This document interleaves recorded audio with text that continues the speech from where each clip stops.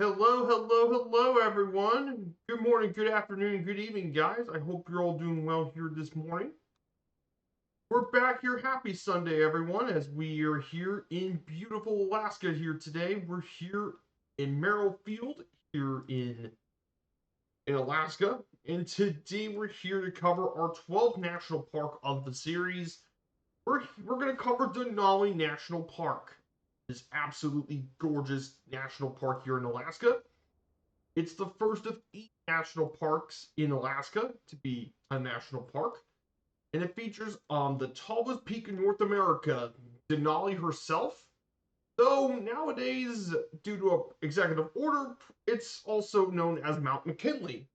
But there's way more to Denali than just the mountains. It features glaciers, lakes, and much, much more. So we have some really beautiful scenery here for today. So, so before we get started, I do want to say hello to everyone in chat, all the lurkers. Morning to all you guys. I hope you're all having a good morning, each and every one of you. So, some pretty big stuff going on here as well.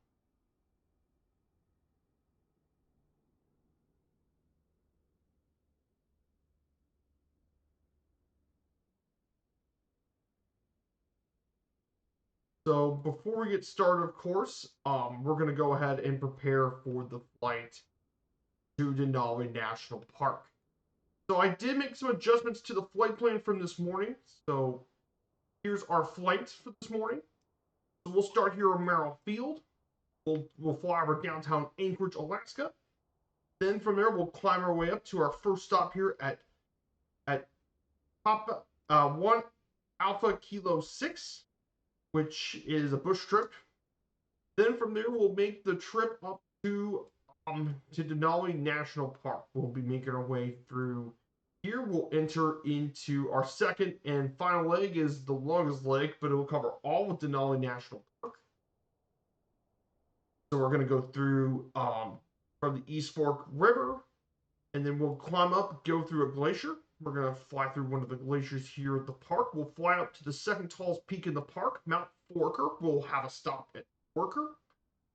Then from there, we'll fly down south, fly around this area, make our way through glaciers, take a picture of one of the longest glaciers of the park. We'll fly around through this area. Then from around there, we'll make our way over to Mount McKinley. Now, I know it says Mount McKinley, but we're going to land in Denali National Park. We're going to land the peak of Denali. I call it Denali because that's what the locals call it. So we'll call it Denali. Then from there, we'll have a glacier landing at Roof Glacier. We'll have a landing here. At Roof Glacier, we'll have a glacier landing here. I know I should have taken a ski plane, but on the other hand, I wouldn't have autopilot. Plus, manually trimming this Polaris PC6 would be an absolute chore, though. Then from there, we'll finish up the park. We'll go to the northern end of the park and fly through Stony Hill Scenic Outlook, and make our way down to Giggle Bridge, and make our way to our final stop here.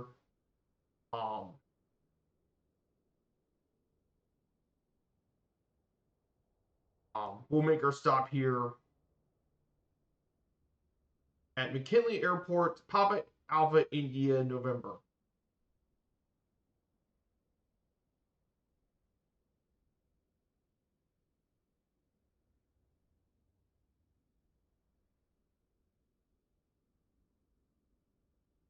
So that's what we're going to do this morning. That is today's flight plan. We're going to take the Polaris PC6 Porter because obviously the altitudes we're doing here today, well, they're going to be higher than what we did in every other national park so far. In fact, the area we'll be landing here today is actually the highest of any national park in the United States. So because of it, we're not taking the Savage or an X-Cub, we're taking the PC6 Porter, which is a more appropriate plane for this national park.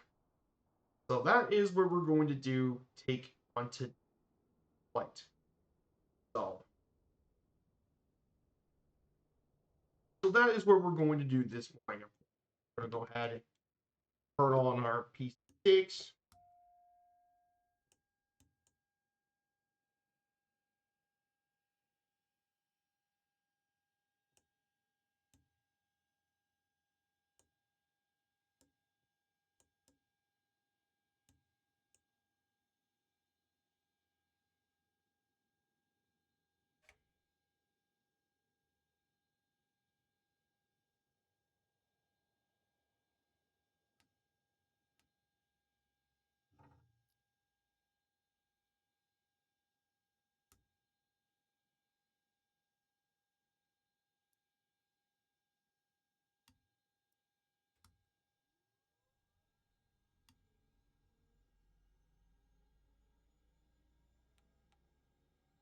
I'll go ahead and start our PC6 porter. Get her on and get going.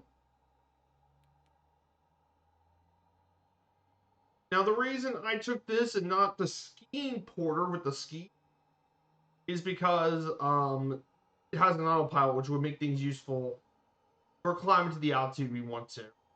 Plus, manually trimming this thing, it's not like a lot of points. Trimming this thing is an absolute chore. I don't. That's.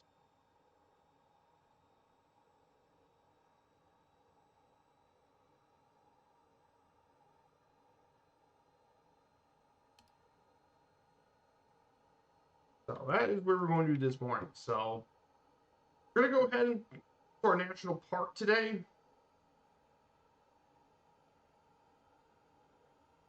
Oh yeah, one more thing before we put the link. Let me put the link to our national park for today in the chat for you guys. So this is Denali National Park here. Pin this in the comment section.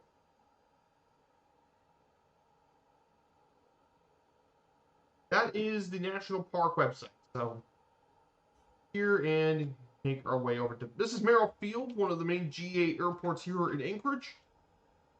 And by the way, Anchorage is Alaska's most populous city. Nearly the vast majority of the population lives in Anchorage.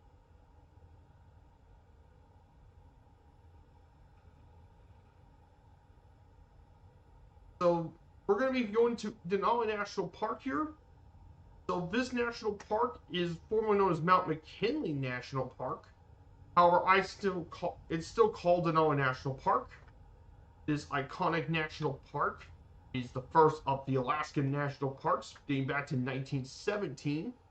On February 26, 1917, this park and preserve encompasses 6 million acres of land, which is actually larger than the U.S. state of New Hampshire.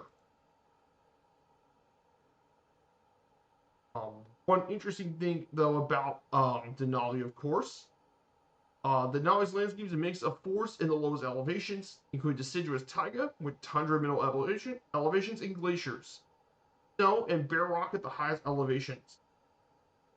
The longest glacier of the park, of course, is Helena Glacier.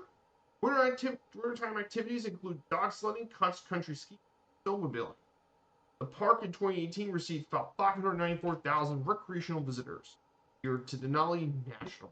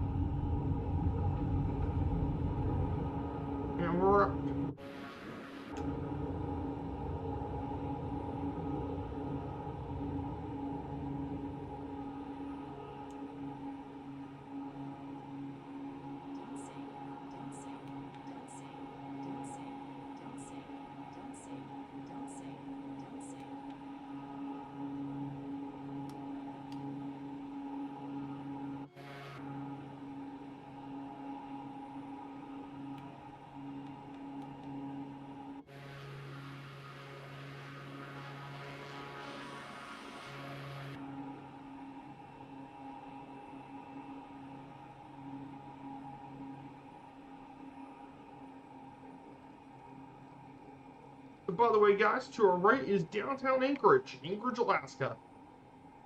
Okay, the largest city in the state. So, pretty important area here in Anchorage.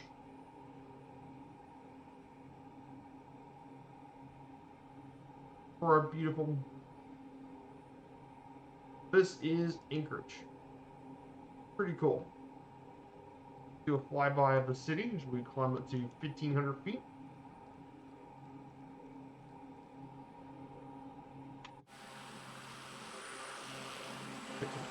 Of Anchorage in the sunshine.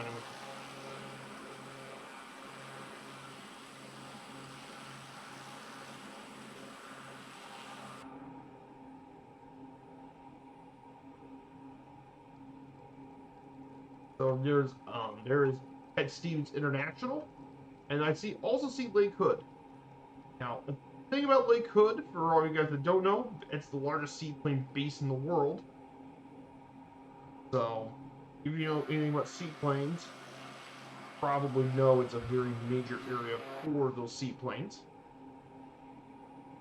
Alaska is a bush pilot's paradise, as you can tell.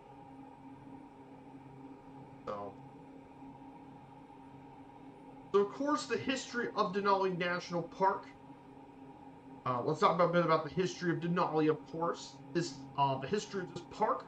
Human habitation existed to more than 11,000 years ago, before the present, with documented archaeological sites just outside park boundaries, dated to be more than 8,000 years before present. However, there are relatively few archaeological sites that have been documented within the park boundaries, owing to the region's high elevation with harsh winter conditions and scarce resources, compared to that of lower elevations. The oldest site within park boundaries was documented to be around 7130 BC, and more than 84 archaeological sites have been documented in the park. Mainly they're characterized as hunting camps rather than settlements. The presence of the Athabascan people, dating back to 1,500 to 1,000 years before present, is based on linguistic archaeological evidence. However, many of them suggest that they've been inhabiting the area before then. Now, the principal groups in the park in the last 500 years include that of the Koyukon people, the Tanana, and the Denali peoples. They all live around this area of where the national park is from.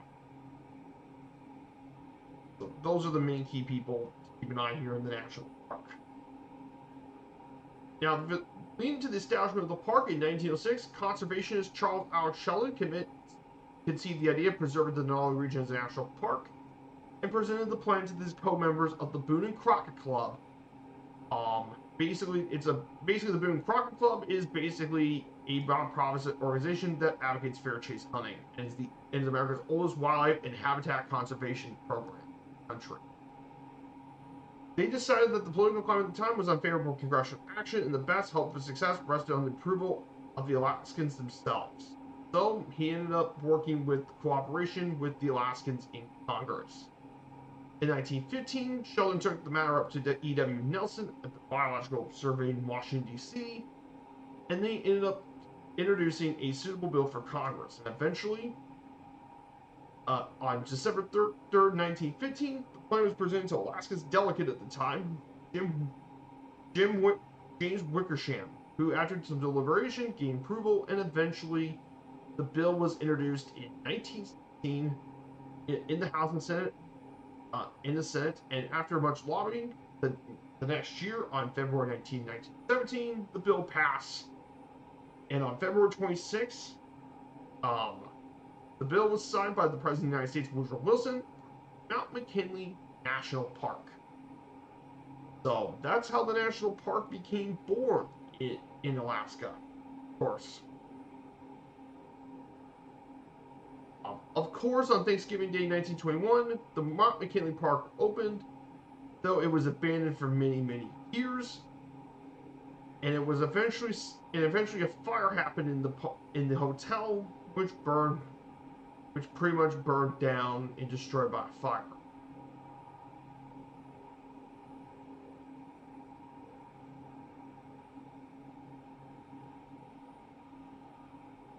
As well. In addition to this as well, of course, They also built a lot of log cabins. There was no road access to the park, however, until 1957 when they built the Denali Highway, allowing the park attendants to greatly expand. And then they built another one, the George Parks Highway, to connect between Anchorage and Fairbanks. And of course, in 1967, the park was home to one of the deadliest mountaineering accidents in U.S. history, the Mount McKinley disaster, where 7 climbers officially died in an immense blizzard in Denali. One interesting thing, and one very interesting thing about the national park history, of course, in 1992, Christopher McCandless ventured into the Alaskan wilderness and settled on an abandoned bus on the Stampede Trail. He carried little food and equipment and simply lived for a time in solitude. And eventually, his starved remains were found, weighing only 67 pounds, and it was widely publicized in articles, books, and films. And his bust still remains. It's become a shrine attracting people from all over the world. On November 5th, 2012, the U.S. Mint had released the 15th of its America the Beautiful quarters, which honors the park. And then, on September 13th, President Barack Obama signed the Denali National Park Improvement Act into law for many micro hydroelectric projects in the area. So that covers the history, though there is one more piece of history, and that is the naming dispute. Now, that will be talking about when we talk about the Denali herself. But there is a naming dispute that's historically been there. You see, Denali was not always officially called Denali. It was originally named Mount McKinley in 1897. It was named by local prospector William A. Dickley, and apparently the reason they named it after McKinley, it was mainly politically driven, as Dickey ended up promoting the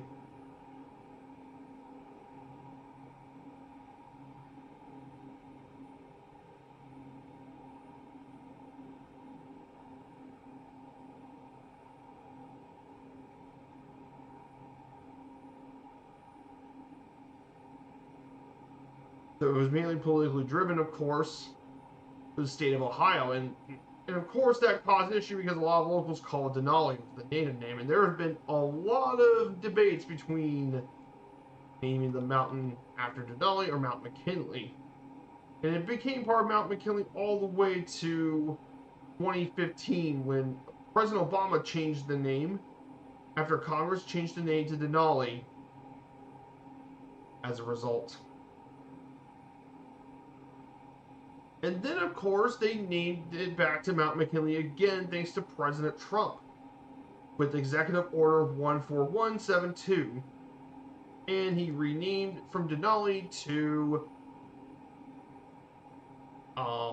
back to Mount McKinley.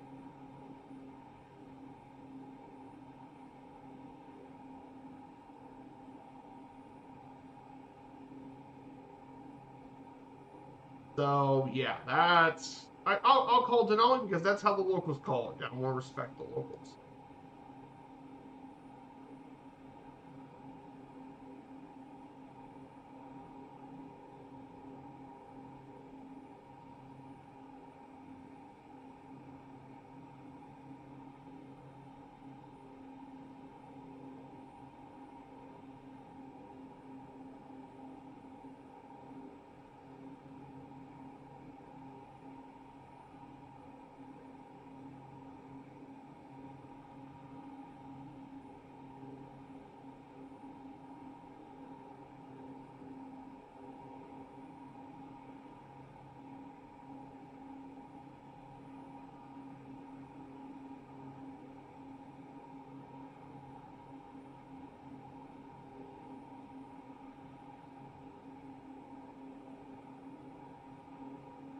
So that covers a bit about Mount McKinley, of course.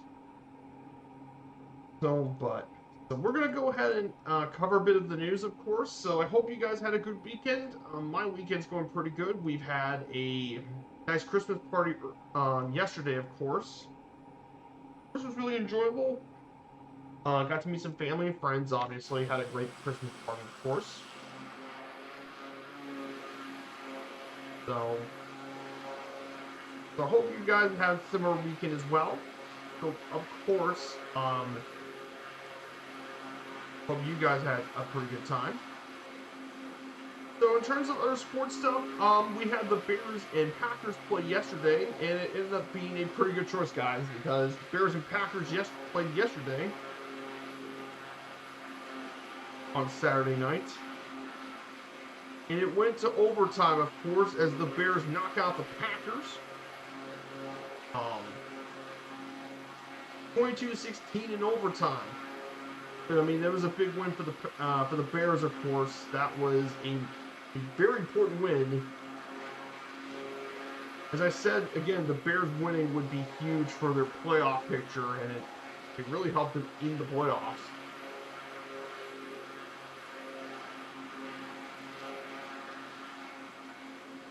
With only a handful of weeks left to go. And this was a pretty big win for the Bears, of course. Now, the Eagles also won yesterday and clinched the playoff spot, but the Bears have a really great shot at making the playoffs. And I think Chicago definitely is going to make a playoff push this week. I think they're pretty much secure a playoff win. So, yeah, for the Bears, this was a massive, massive deal for Chicago. Much needed win for the Bears. Other games this week, Everton, they lost to Arsenal, which wasn't really surprising, of course. But the only reason they gave up a goal was because Jake O'Brien had a bad handball call.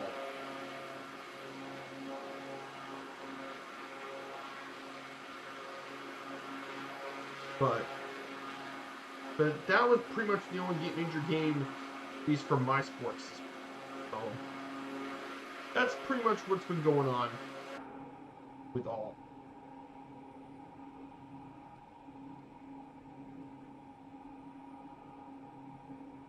So let's cover a bit more about Denali National Park as we're getting closer to this area. Geographically speaking, this national park, geographically speaking, preserve includes the central highest portion of the Alaska Range, together with its many glaciers and glacial valleys running southwards outside of the range. To the north, the park in preserve encompasses the valleys of the McKinley, Tokelat, and Fork rivers, as well as the Kachina and Wyoming hills. The eastern edge of the park is run through by the George Parks Highway as well. The size and relative isolation of Denali led it to generate its own weather and consequences by its own clouds. Commonly said that only 30% of visitors ever got to see Denali itself, because, of course, all the weather patterns. Of course, this area is very, very unpredictable.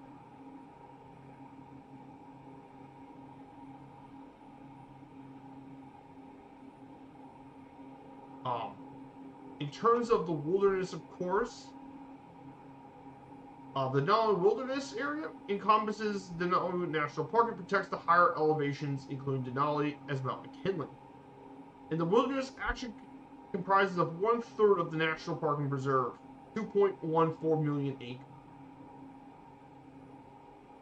So, pretty important stuff.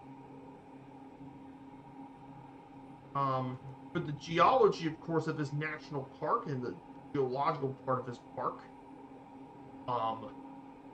One interesting thing about this national park's geology, of course, is it's located in the central area of the Alaska Range. The mountain chain that extends 600 miles across Alaska. Of course, the top feature is Denali. We'll cover that when we get to the mountain, of course.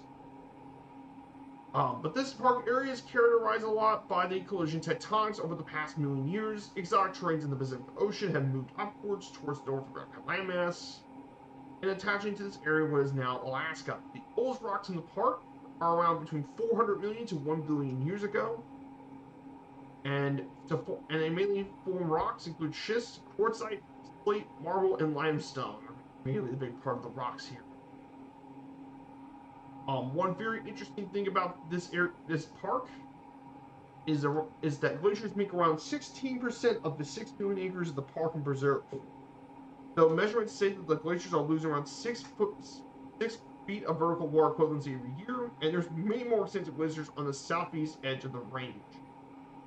The 5 largest southeast glaciers are Yitna, Catalina, Togasitna, Ruth, and Edrich.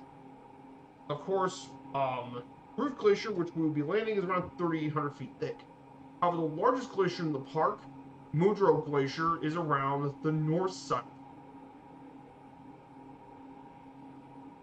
So there are glaciers here in this national park. They're definitely covered here. So we're going to get closer to our first stop of the day, of course. We'll take a little bit for a minute.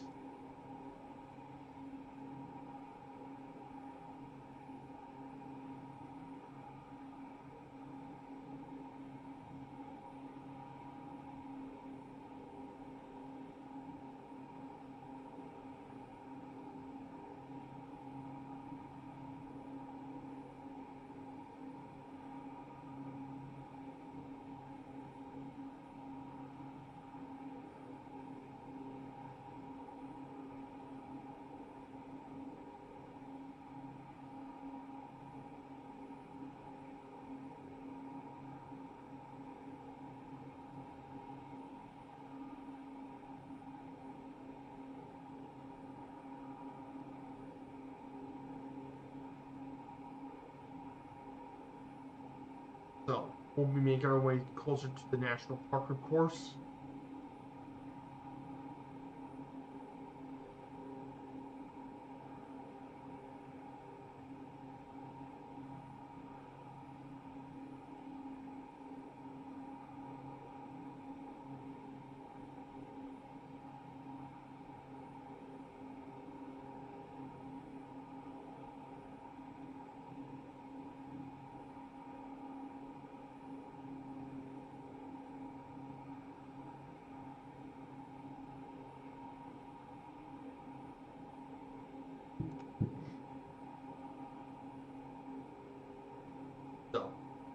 So basically, for guys who don't know, our next streaming next week, by the way, if you guys want to cover our next streams for the next week or so, on next Friday, our next game day flight will take us back to Canada. We'll be going to Alberta this week. We'll be covering the Calgary Flames and Edmonton Oilers. So we'll be checking out 2 of the most well-known NHL franchises in Alberta, the big 2 in Alberta. I mean, take your pick between Jerome Iginla and Mirko Kiristov versus what the Oilers have with McDavid, Gretzky, Messier, and more. We'll cover all about the big 2 in Alberta, Canada. That will be covering next Friday. And then next Sunday, our next national park, by the way, will be covering our next park. And that will be Acadia National Park in Maine. We'll be covering Acadia, guys. Should be a really gorgeous stream, of course. So we'll be looking forward to covering their next national parks series. So be looking forward to that, of course.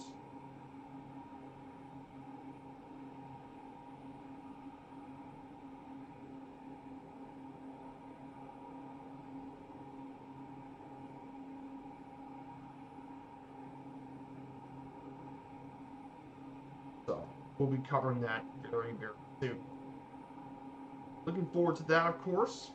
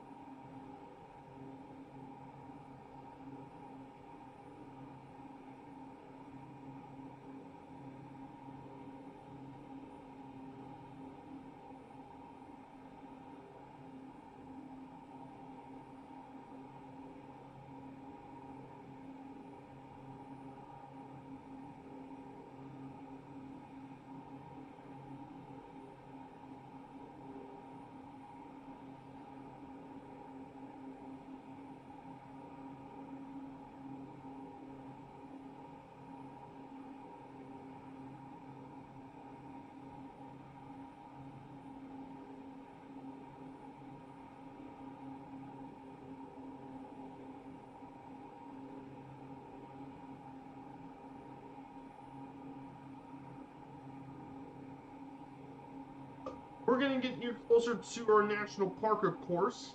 Here, to our left, of course, we can see a bit more remnants of the Alaska Range.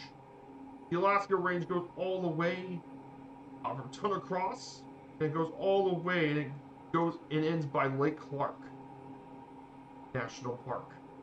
But 600 miles of mountain range, of course.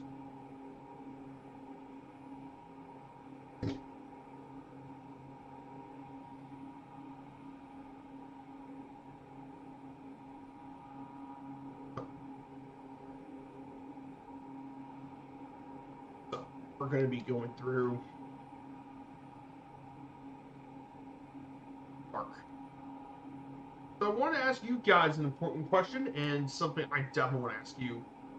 What do you think you're going to be most excited for when we get to Denali National Park? That's just the mountain, of course. You all know Denali is massive.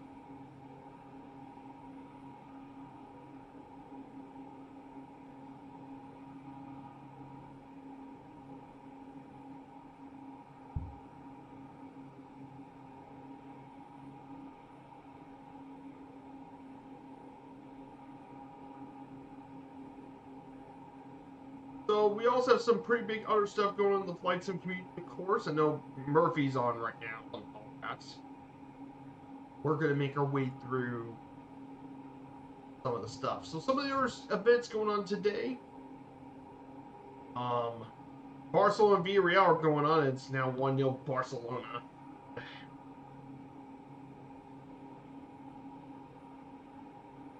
Some of the Italian games are going on.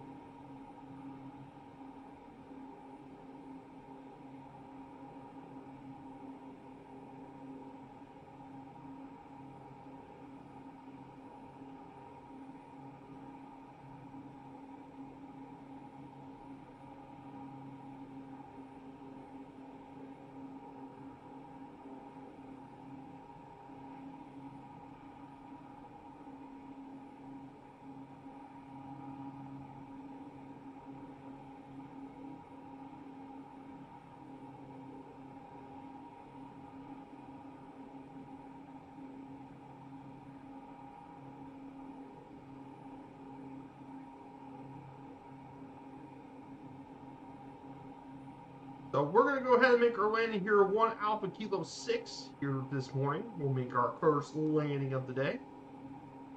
So after this stream's over, I got the War Relief Fun flights that we'll be doing. We'll be doing those War Relief stuff. So I'll be doing some air economy stuff and trying to do the flights, of course. I also got to meet the PAMR-1AK 737. I really enjoy my time back flying this plane.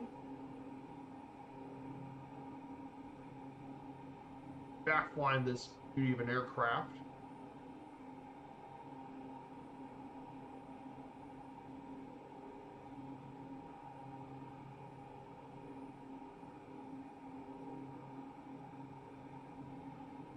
Doing that, of course.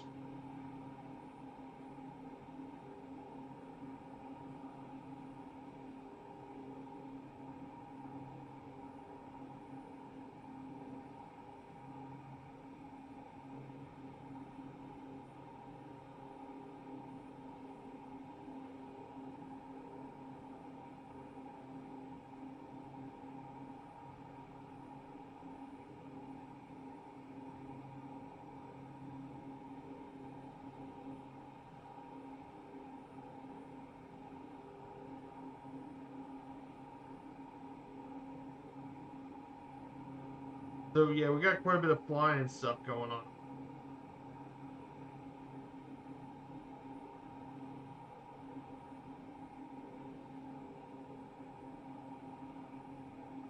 So we'll be making our landing here.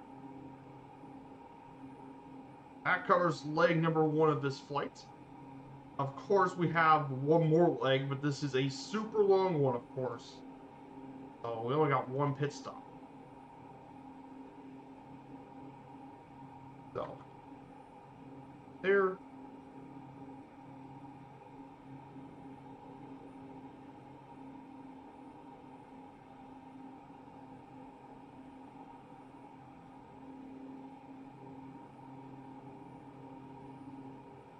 we'll make our way down our next. But there's only going to be a handful of national parks we'll be needing to take the PC6. The only other national park that I think we'll be taking the PC6 on this trip is going to be Wrangell. That's because Wrangell is an absolutely massive national park. It's the biggest one in the country, by the way. So this and Wrangell are going to be the two streams we'll be taking the last PC6. I just want to let you guys know, okay? Because if you guys don't know how big Wrangell is the size of Switzerland.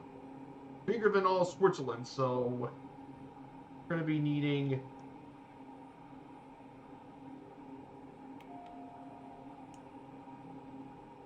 start off autopilot, of course, as we make our landing here in our first stop.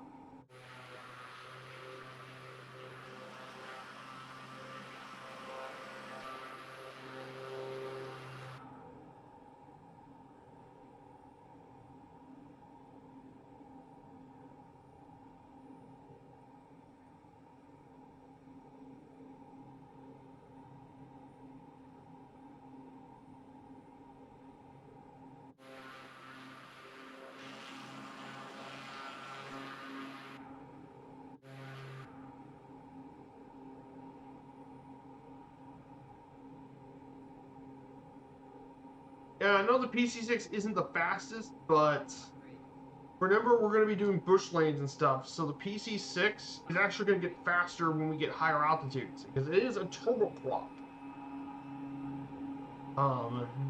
Which is going to come in handy for Wrangell. Plus, we're going to do bush lanes, so that pretty much eliminates some of the other planes we'll be considering.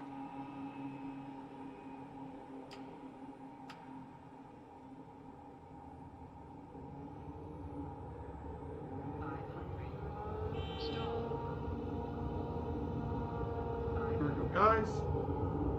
That's our bush strip down.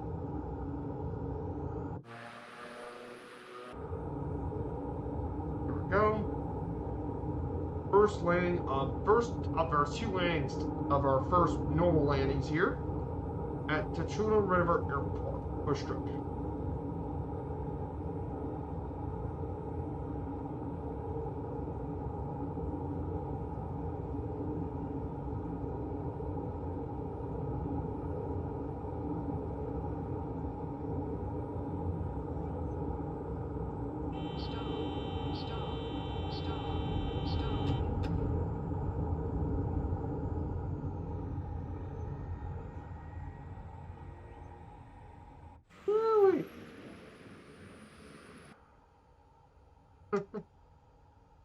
Well, we're in Alaska, so we'll stop here for this little bit here in beautiful Alaska. Maybe I should have brought the skis with me, but we'll just chill here. PC6 ain't fast. Actually, this thing gets significantly faster when we get to higher altitudes. Our true airspeed will take us actually faster when we get to higher altitude. Typhon. So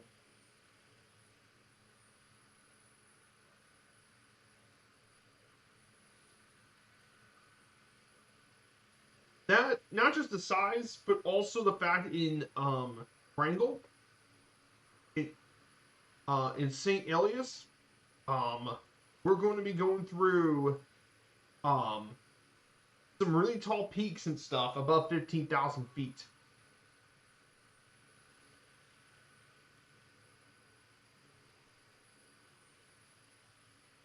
So,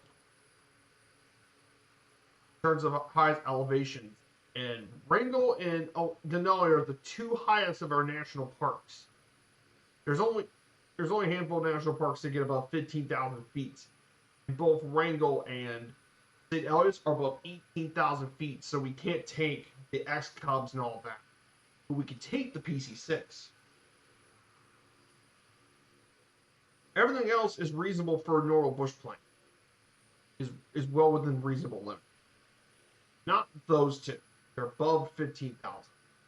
That's why I'm taking the PC6. Not Typhon.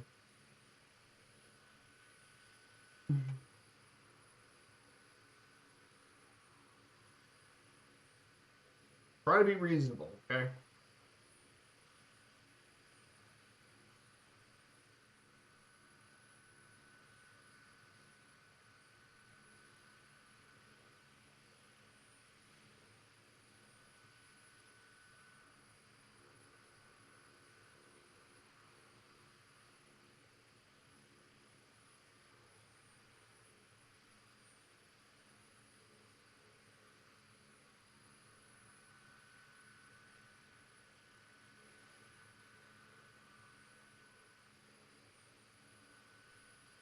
So, when we get ready for our next leg of the trip, we're going to go ahead and cover our second and last leg as the rest of this flight. So we're going to climb to 4,000 feet initially.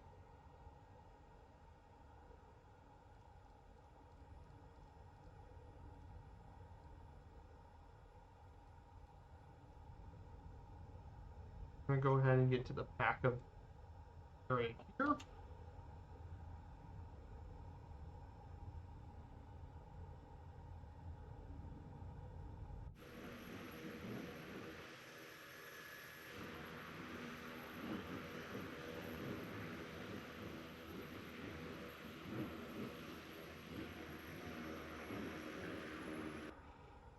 And cover our natural.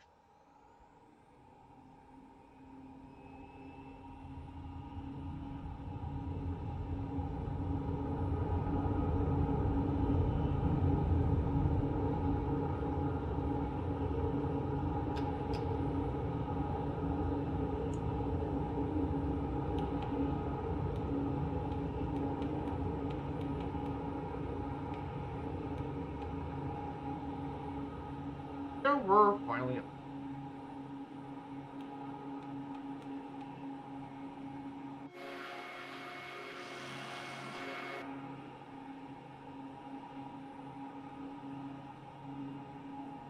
Climb to 4,000. We'll climb more when we get to. And the other reason why the PC-6 is such a great aircraft for this sort of flying, because the PC-6 can climb really quickly.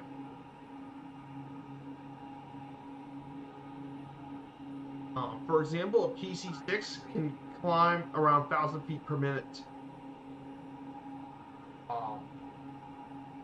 So this thing has insanely good climbing ability. So this is actually a perfectly great aircraft for this type of flight.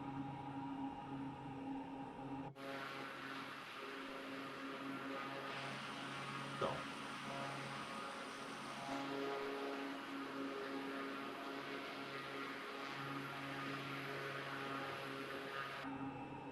Reduce the amount of torque so we can fly this plane up pretty high.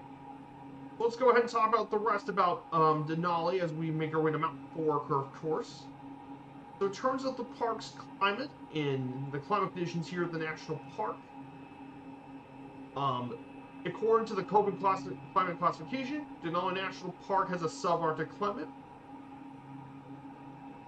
Long winters are usually followed by a short growing season. The bird population returns after the cold months, raising their young, and most mammals and wildlife in the park spend their brief summer months preparing for winter and raising their young.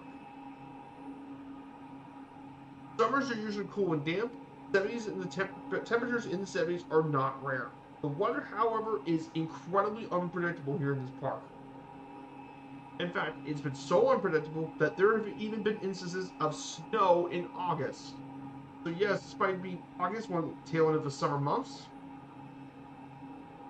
you can have snow in this region in that month. The north and south side of the Alaska Range have completely different climates. If the Gulf of Alaska, for example, carries moisture to the south side, but the mountains block it to the north side. This brings a drier climate and huge temperature fluctuations to the northern part of the mountain range. The south has more traditional maritime continental climates with moisture, cooler summers, and warmer winters due to the Gulf of Alaska. whereas the northern part is significantly colder. Warmer summers but colder winters. Basically, that's what it is at the north end of the park. One very interesting thing, though, about the climate, of course, is definitely an interesting part of it. In terms of ecology, the Alaska Range is a mountain expanse running through the entirety of the park, strongly influencing the park's ecosystem. Vegetation depends on altitude. The tree lines are around 2,500 feet, causing most of the park to be a vast expanse of tundra. The lowland area of the parks. Spruces and willows dominate the forest. Most trees and shrubs, however, don't reach full size due to unfavorable climate and soils. And there are 3 types of forest in the park. From lowest to highest, brush bog, spruce poplar forest, and upland spruce hardwood. In the tundra of the park, layers of topsoil collected on rotten fragmented rock is moved by thousands of years of glacial activity. Mosses, ferns, and grasses, fungi grow on the topsoil. In areas of muskeg, which is basically peat forming ecosystem, tussocks form and may collect algae. And of course, wild blueberries and soapberries thrive in the tundra, and they provide the bears of Denali the main part of their diet. Park feed has over 450 species of flowering plants, and they can be bloomed in summer. Mainly with goldenrod, fireweed, bell, and gentian. Filling the valleys of Alaska is on postcards. And of course, Denali is also home to a wide range of North American birds and mammals. Most notably include an estimated 300 to 350 grizzly bears in the north side of the range, and an estimated 2,700 black bears at the park. It also features about 51 wolves, 2,200 caribou, 1,400, nearly 1,500 moose, and other animals include dull sheep, coyotes, shrews, beavers, snowshoe hares, both red and Arctic fox species, martens, Canadian lynx, and wolverines inhabit the park. However, they're more rarely seen due to their elusive nature. Many migratory bird species also reside in the park during the late spring and summer. Arctic warblers, pine grosbeaks, ptarmigan, tundra swan, waxwings are here. And you can also find raptor birds of prey, including that hawks, owls, deer fountains, as well as the abundant and the striking golden eagles. You can also find 10 species of fish. Trout, salmon, Arctic grayling share the waters of the park. And yes, it even has an amphibian species, the wood frog, living around the lakes of the park.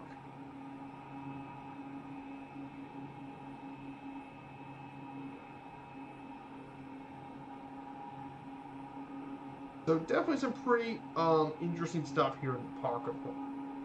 There's always something really interesting. You're in Denali National Park if you're a nature park. And look at that, we're already at 146 knots, by the way, here at the park. So yeah, we're actually going through this very quickly.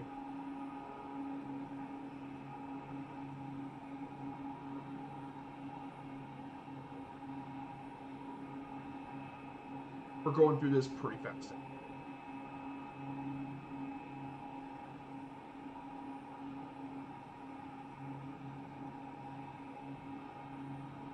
In terms of access and recreation to the park, there's definitely quite a bit of stuff.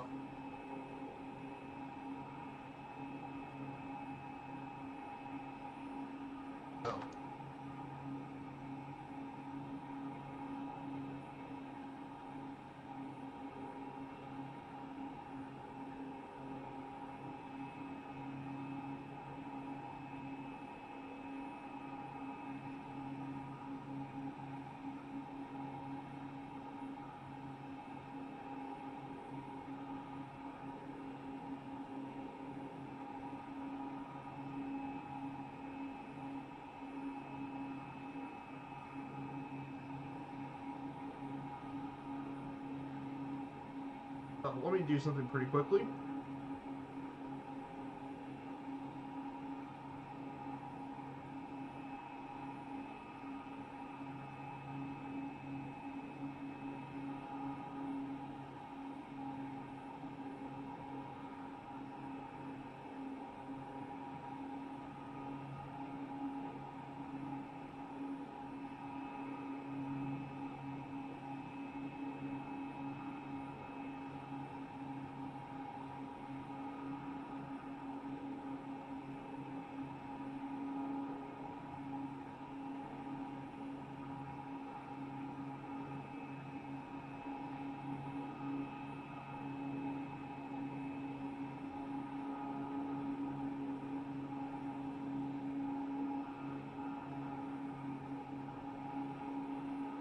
So,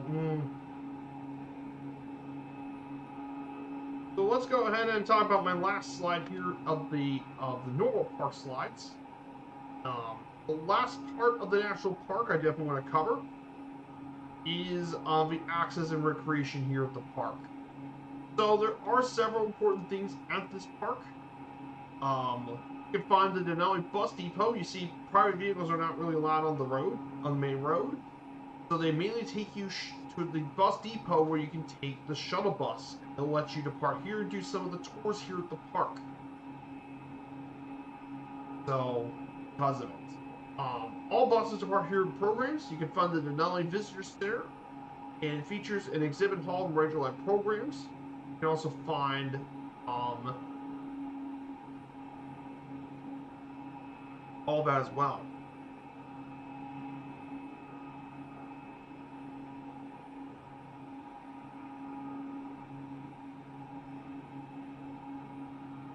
One very interesting thing about this park, of course, very importantly here, is if you want to climb Denali National Park, you need to obtain a climbing permit here to go first and go through the Walter Harbor Talkeetna Raiders region, about 100 miles south of the National Park and Preserve, and is a center for all the mountaineering operations. And you can find maintained hiking trails at Savage River, Ellison Visitor Center, Wonder Lake, and Riley Creek. It encourages a lot of off-trail hiking as well.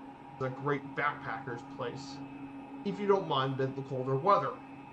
Finally, there's one thing that's very unique here about the national park. It is the only sled dog kennel owned by the federal government, where sled dogs are raised and trained here, and they were very important during the early days of the park. Patrol the area to prevent poaching and assist in park development, and they still continue to breed here for the traditional activity of mushing and working at the park, especially during the winter time. In the summer, it has dog sled demonstration for visitors, and it's part of the National Park Headquarters District here at the park. So yes, you can use you can do mushing here at the park. It is definitely a very important activity here at the park. And if you go to the website I posted in the chat, you guys can look all about the history of all this stuff, the sled dog kennels and all that. Of course, another popular thing to do here in Denali is flight scene, which is what we're doing here. And of course, you can fly, do some flight scene.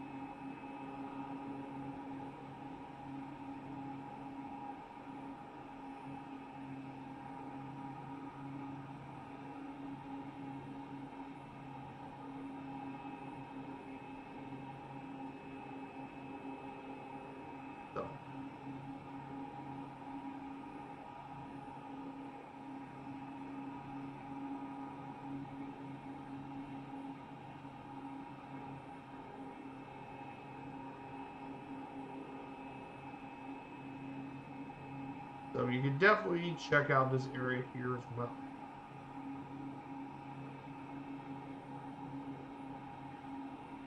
So we're going to go ahead and cover all of it. We're about to reach the National Park entrance to our national park. So we'll be getting ready to finally do some flying here in Denali, right next to it.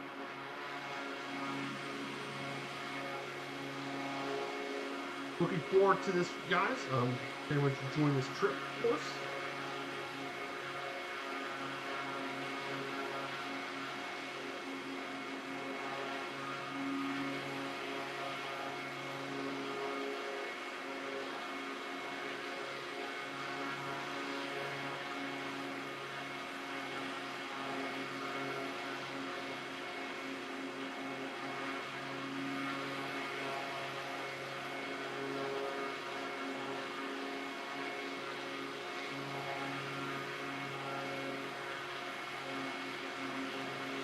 So, here we go, guys. We're about to reach the entrance of our national park.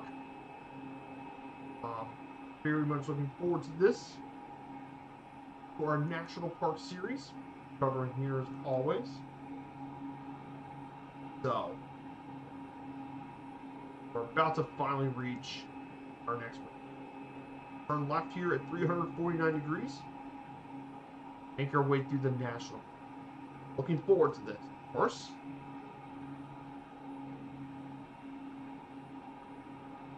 I do have a Discord if you guys want to check it out here. Exclamation point Discord here as well for all you guys in the chat. Hope it works. The link works. I'm going to go ahead and eat.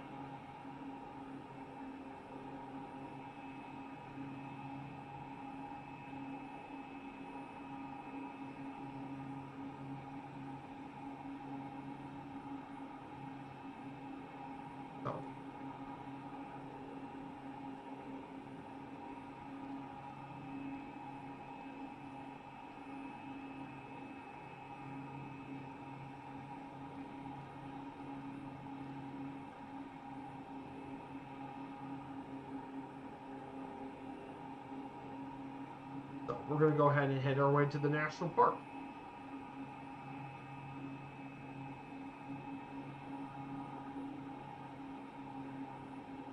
So we're going to head up this way for another 15 nautical miles. We get to make our way to the entrance of the park. And that's what our scenery looks like today. Absolutely picturesque scenery here in this part of Alaska. And the reason I did preset one is because if you go to live weather, you know how unpredictable the live weather can be at this part of Alaska.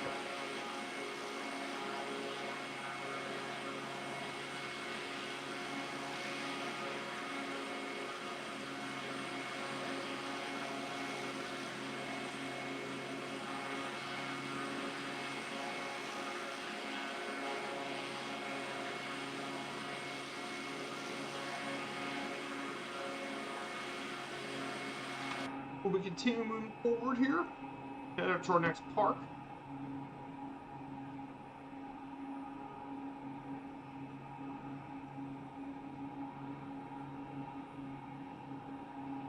So,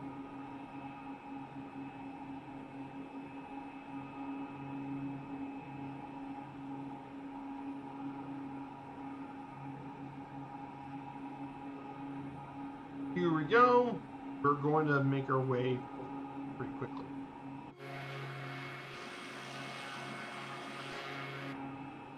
Just absolutely stunning. We'll be making a couple bush landings here. We'll see if we can make a landing at Mount Forker. Maybe we'll get a good shot of Denali from all those peaks. Then we'll fly around the glaciers, make our way to to Denali, land at the peak of Denali, and all that. So we'll make our way. Wow.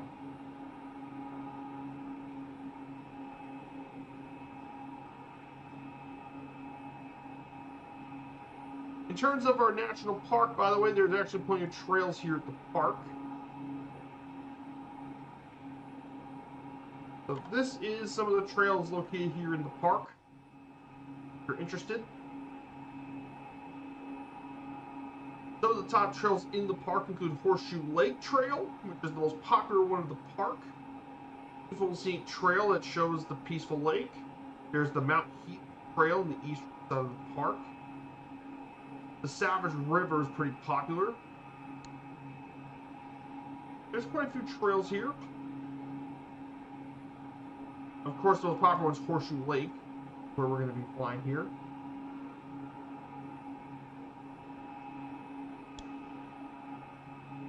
But you can also definitely climb up to the peak of Denali.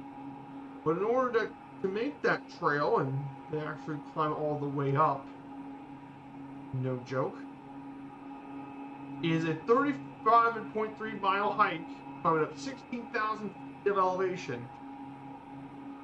Very strenuous and very difficult to climb up. So, we're about to finally enter into the national park, and I think it'd be a good time we start climbing to around 17,000 feet. I'm gonna go 18,000 for this one. Are going to be climbing. Climb about 1,500 feet per minute. So we're gonna actually climb.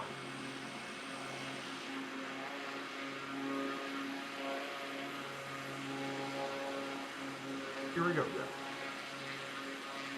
1,500 feet up the national. We'll get to climb to 8,000.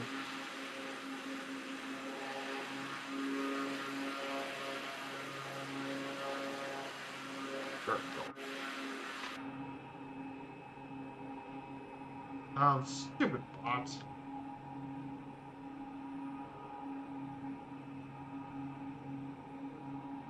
Thank you, Typhon. Stupid bot. Why do people have to pick on the smaller channels for the bots?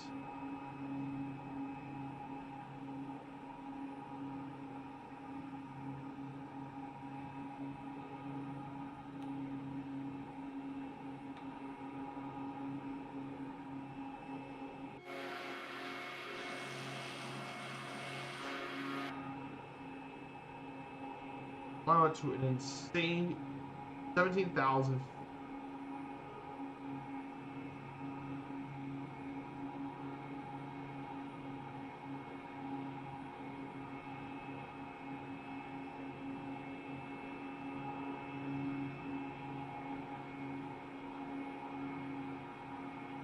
So, we're going to go ahead and go over our next mountain. By the way, our first of the mountains will be landing here. Mount Foraker will be our first peak. It's actually the second highest peak in the park, and the third highest peak in the United States, actually. Only trailing Mount McKinley in Denali National Park and Mount St. Elias in Wrangell. This mountain is really important because it rises above the base camp in Denali on the fork of the Kahina Glacier. The North Peak was first climbed back on August 6, 1934, and the higher South Peak by 4 days later by Charles T. Houston, T. Graham Brown, and Chai Chelly Watterson via the West Ridge. The name Mount Foraker it was named in 1899 by Lieutenant J.S. Herndon after Joseph B. Foraker, then a sitting U.S. Senator from Ohio. The native peoples around this area had a bright view of the mountains and gave its own distinct names for the peaks. The Koyukon have two names for this peak, by the way. Sotana, named the woman, and Minlale, being Denali's wife. The Dinina peoples call it Bayo, which means his wife, which is Denali's wife. So, these are the other names, but officially it's called Mount Foraker.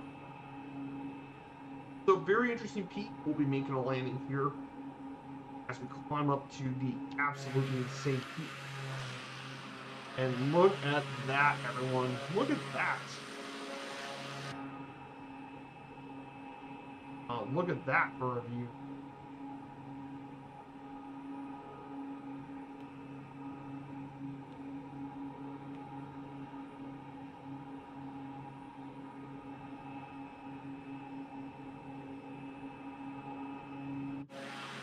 Look at that for a view, everyone.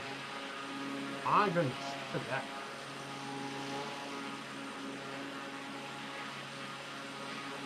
Look at that for a view, guys. That here, some of the peaks here at the park. Absolutely gorgeous.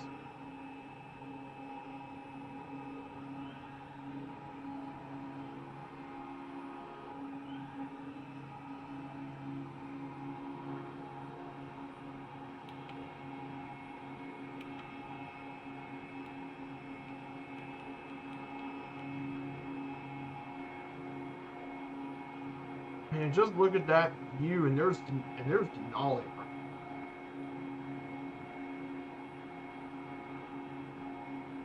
Oh yeah, I need to change the heading. Go to heading 28.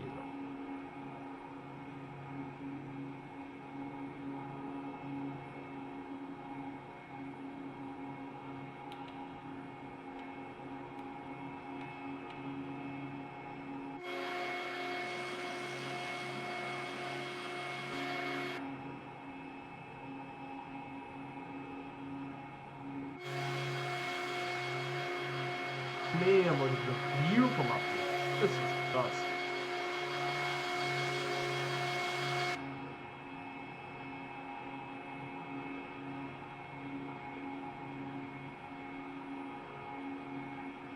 Just insane view.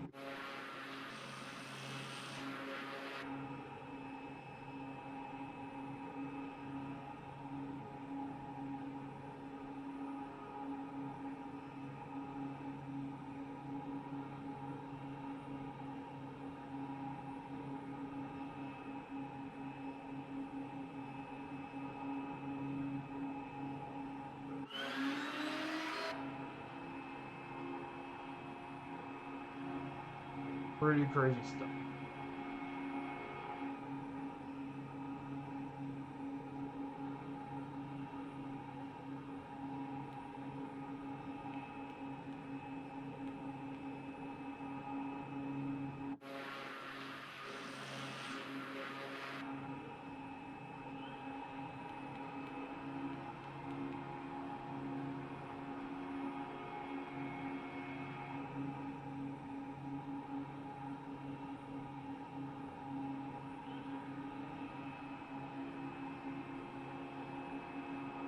So, we're climbing up to Mount Foraker. Of course, we'll make our landing here at the peak.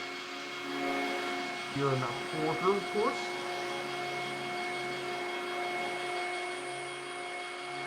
But my goodness gracious. See, this is why I'm glad I took the PC6 today. I thought this would be, that's why I took it for today. Thankfully, we don't have to worry about this. We got one more national park that will have to require the PC6 services, and that is Wrangell.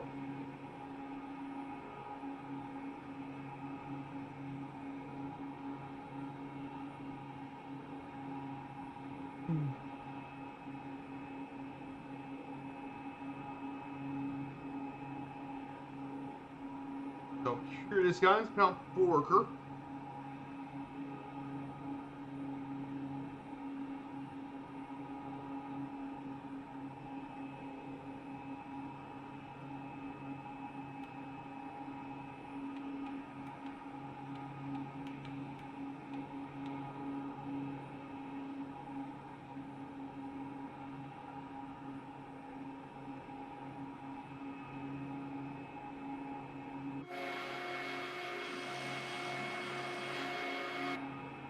By the way, guys, if you don't know the PC6's altitude, by the way,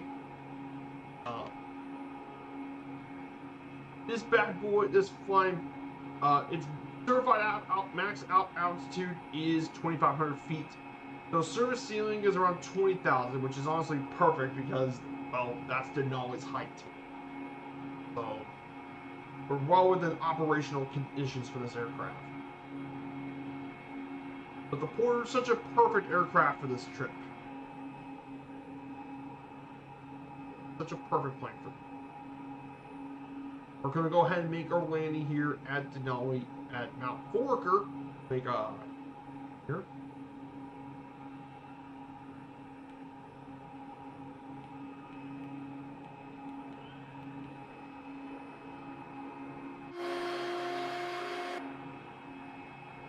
Okay. Here it is. 8,000.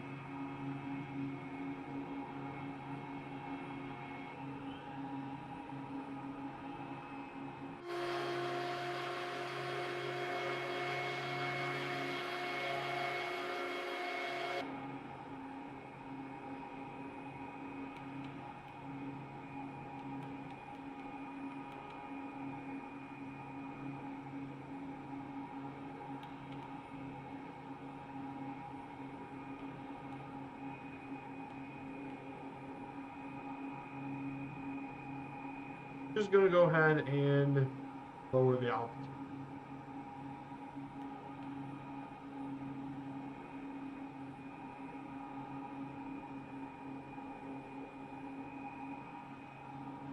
But my lord, look at the landscape today. Look at the state of that, guys. Oh, that's the landscape if you ever asked me.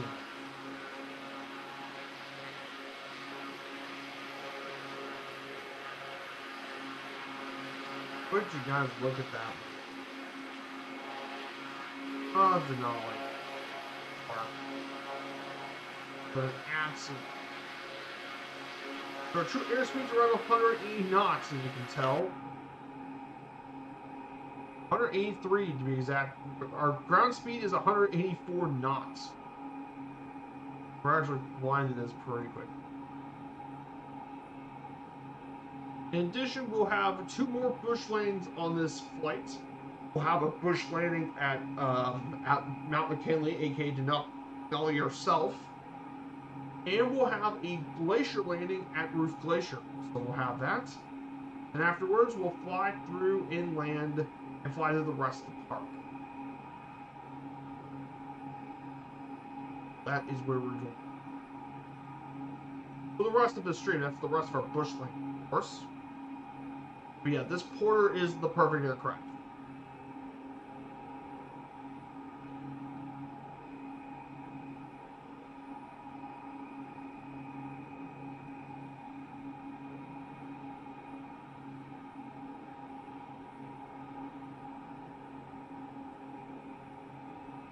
Now, of course, Wrangell, I'll be taking the, probably take the Caravan for that one.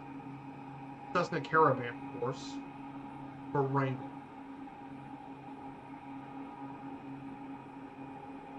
Just the scenery, look at the side of the wing. Isn't that just...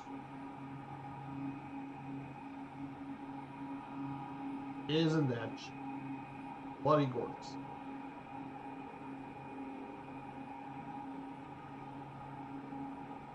Of course, guess where the front of this is. Yep, that's Denali and Forker, the 2 big peaks here in the park. I'm going to make our landing here Mount Forker.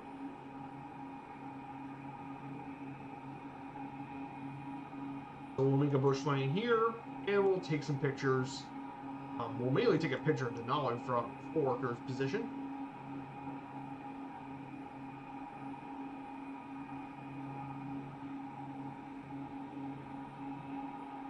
We're going to go ahead and prepare for the landing, of course.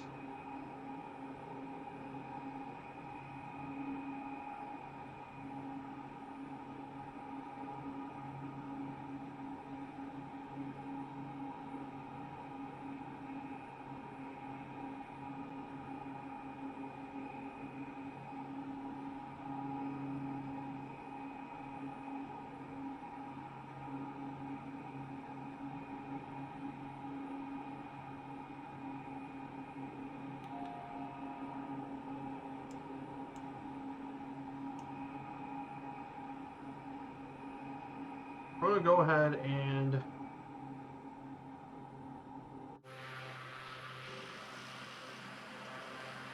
engine on idle.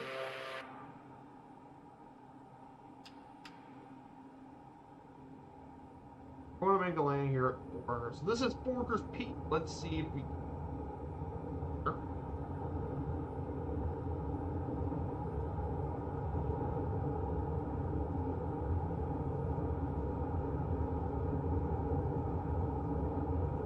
We're actually in America's 3rd tallest peak in the United States. U.S.'s 3rd tallest peak.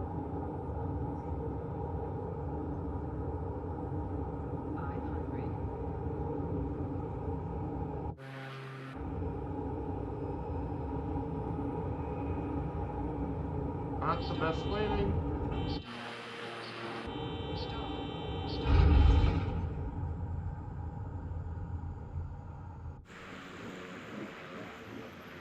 Oh my lord. Oh.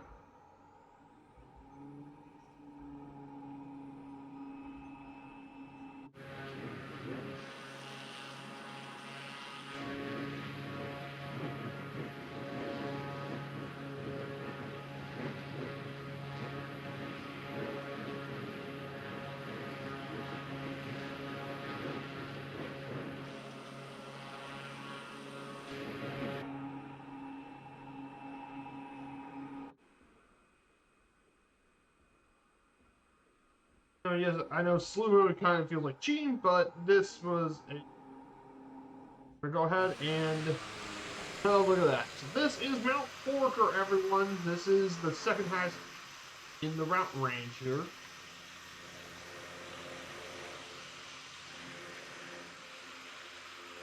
This is what everything looks like from Mount Forker's position.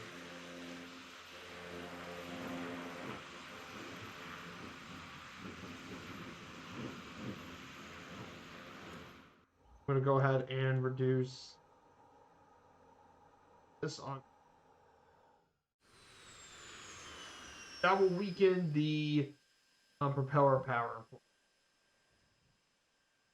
Yeah, this here is Denali, by the way, in front of us. Of course. There's the rest of the glacier and stuff. Look at that. Oh my goodness. This is what Denali looks like from Mount Forker. That is you, if you ever asked me about that. Absolutely incredible.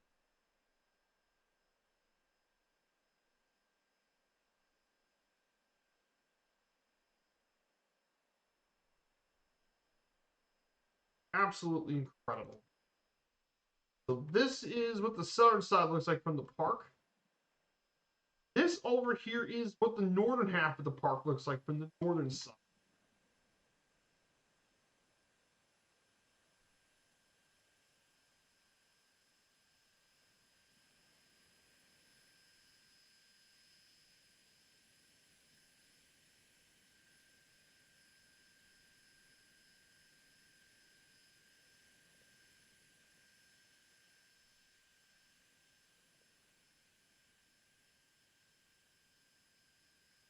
So yeah, get the DC-6 and Denali in the background. So we get the mountain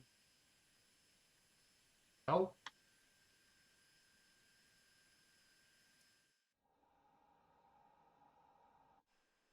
Here's the drum camp.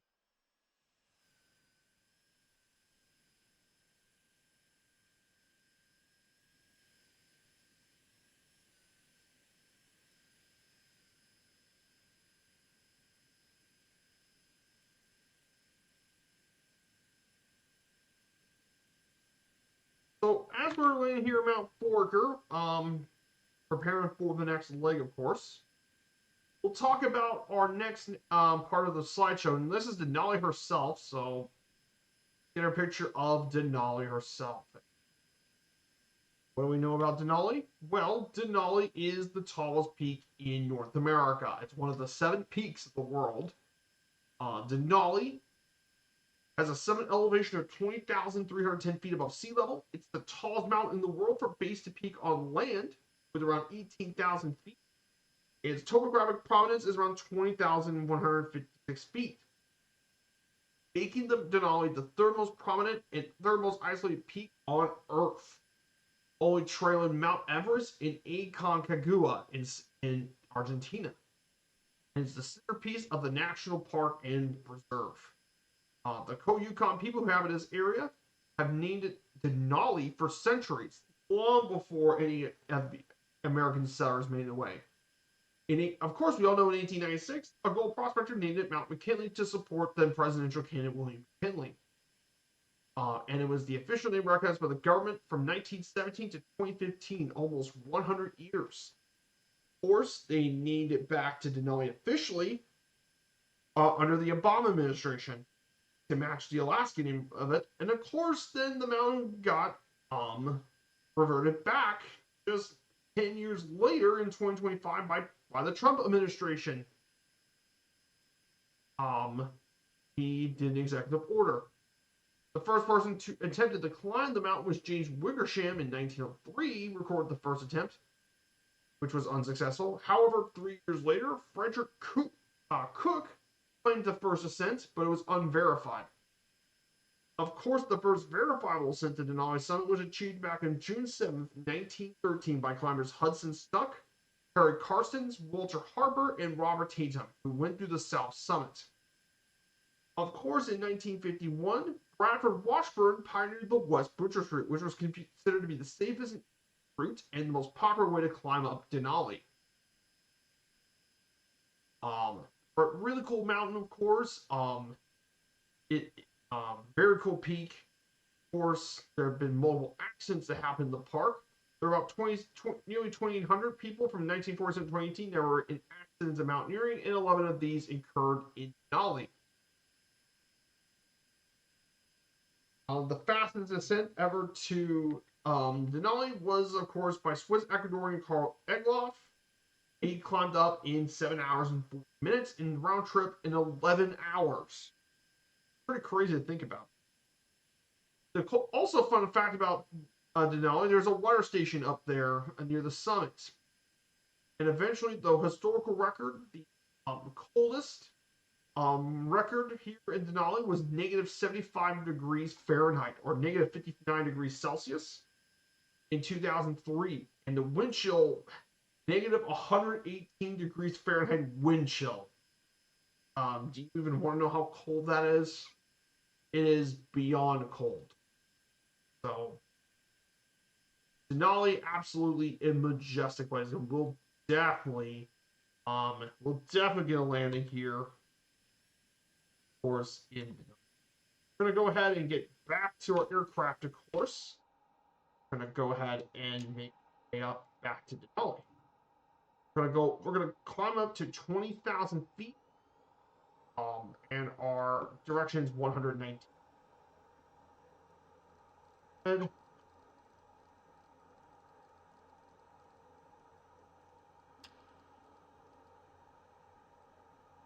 All right, let's get out there.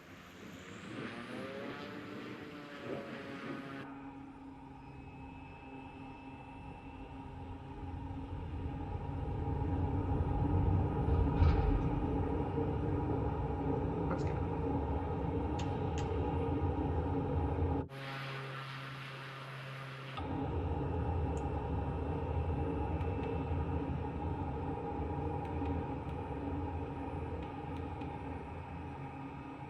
Go ahead and climb our way up to Denali. That covers Denali Mountain. Big peak. This part of Alaska. We're mainly using this as a bit of a turnaround, but also as a way we can climb up the peak. Here it is. We're going to fly over to the south and use this as a place point to climb up. And then we'll make our way into Denali, and we'll take some pictures from the summit, of course, with our plane up there too.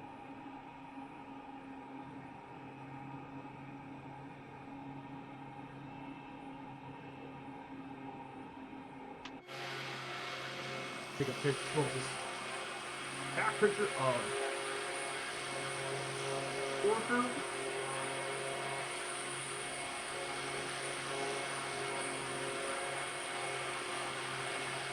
So that is Mount Porker.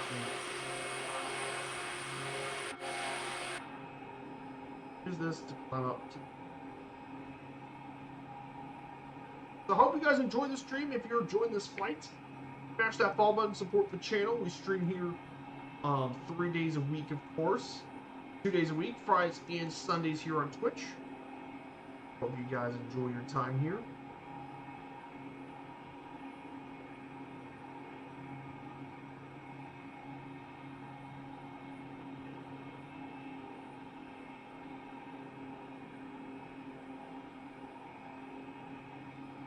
Here. But absolutely gorgeous pictures. Got some amazing views. I hope the people in the seats actually get some really good views here too.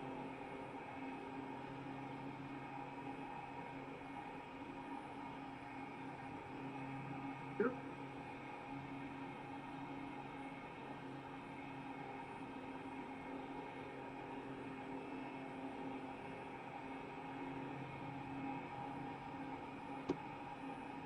And her.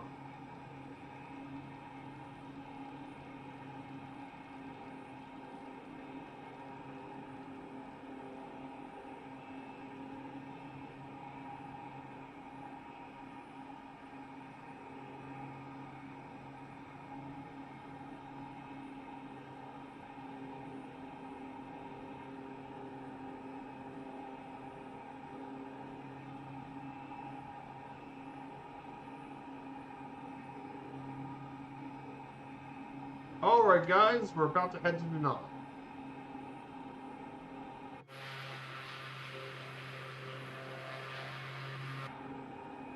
Guys, we're about to say hello to Denali, the peak. Let's say hello to Denali, guys. We also have different other peaks. We have the South Hunter Peak down to our right.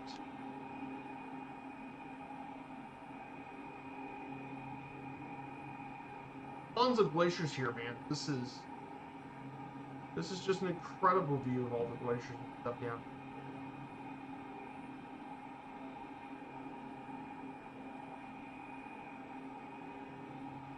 A couple of important glaciers here.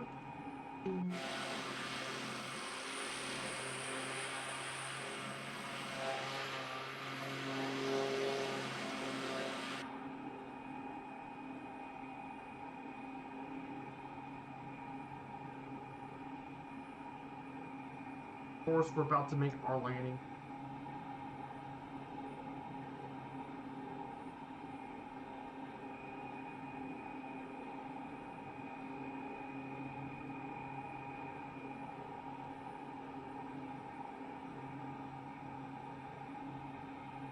Incredible flying for sure.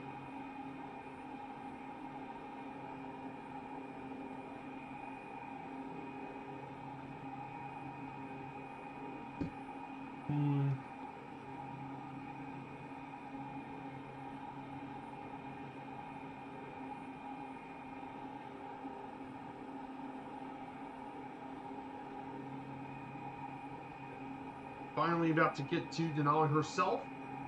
There's one more bush landing after landing Denali, and that's going to be at Ruth Glacier. So have a glacier landing. Then we'll finally get out of here. Climb back up, and then we'll make our way down to the lower ends of the park. We'll make our way down to the lower ends. We'll fly through the rest of the other mountain peaks and valleys here.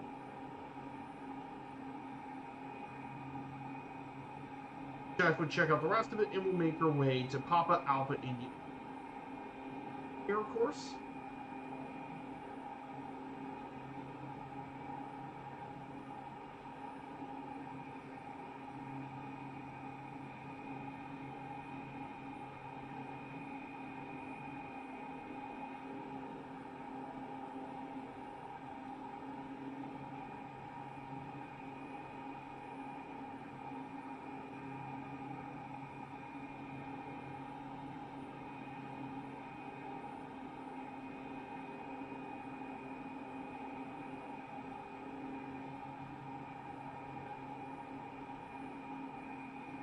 Here we go, guys. Denali's coming up very shortly. Going to make our landing here very short.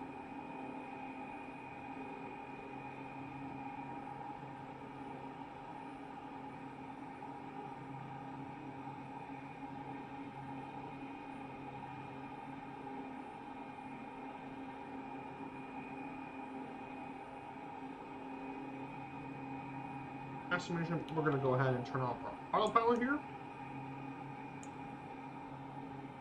We're going to climb up to the very top of Denali.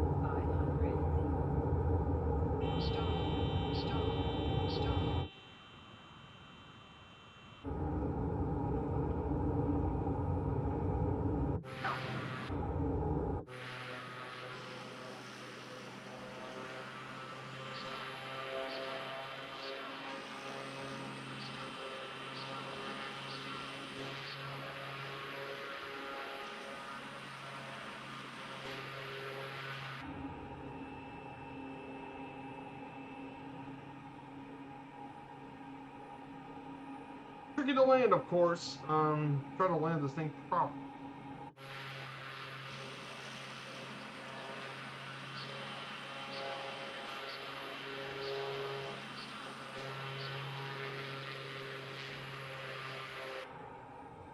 Because I'll probably land here in the southern.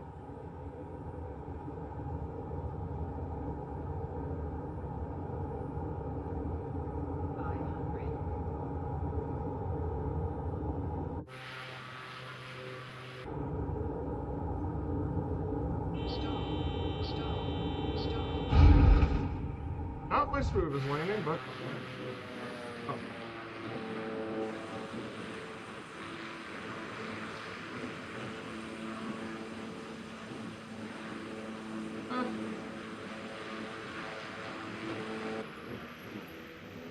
Okay, that's close enough.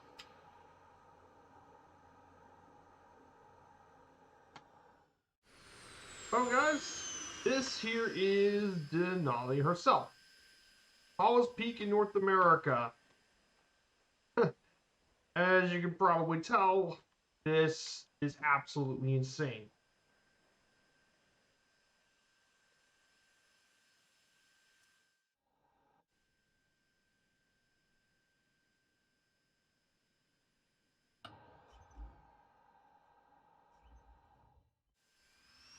That's a bit better.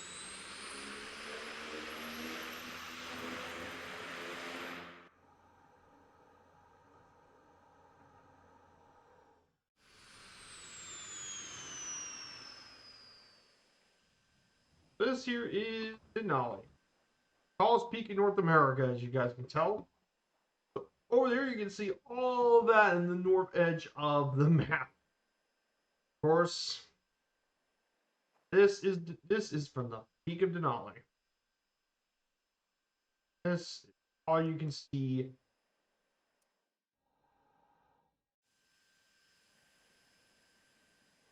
My apologies.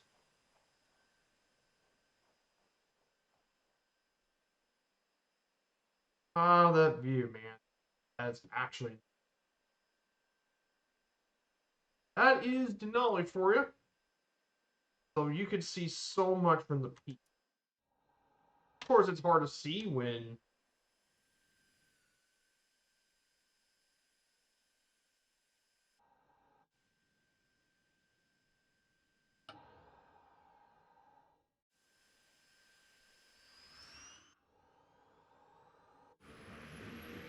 Of course, here it is.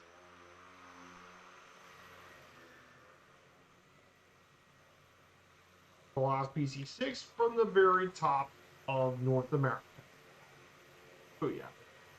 Hey Splasher 6, good to see you. We took a picture from the peak of Denali herself.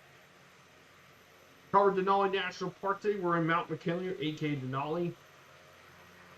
So we took the PC6. We done some flying around this area. 7, 9. We have one last place we'll be visiting here, of course. We're about to take off, and we're going to visit one final stop.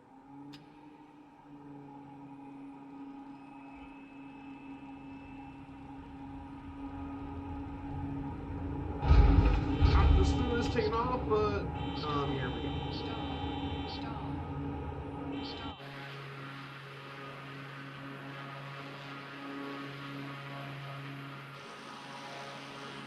We're going to cover our last stop here at Ruth Glacier. We'll have a glacier landing for you guys here too. But Denali National Park is an absolute gorgeous. Merry Christmas, everyone. Thank you so much, Flasher. I hope you have a great Christmas coming up. So, we're going to go ahead and make our way to Ruth Glacier. Our last stop, we'll have a quick glacier landing here. So Ruth Glacier is our last slide. This glacier here at Denali National Park is about 3 miles below the summit of Denali. The Great Gorge is actually about a mile wide and drops almost 2,000 feet over 10 miles. The surface of both sides is about 4,900 feet of granite cliffs, and from the top of the cliffs to the bottom of the glacier is at a height that exceeds that of the Grand Canyon itself. Yes, this glacier from top to bottom is higher than that of the Grand Canyon itself. actually crazy. Surrounding this gorge is many mountains of the range: Moose's Tooth, Mount Dickey, Mount Bradley, Mount Wake, Mount Johnson, and London Tower, which are all highly technical ice and rock climbs on their faces. One final area is that, according to the Park Service, several air taxi operators actually are authorized here to land here at the park. Are authorized to land at Roof Glacier.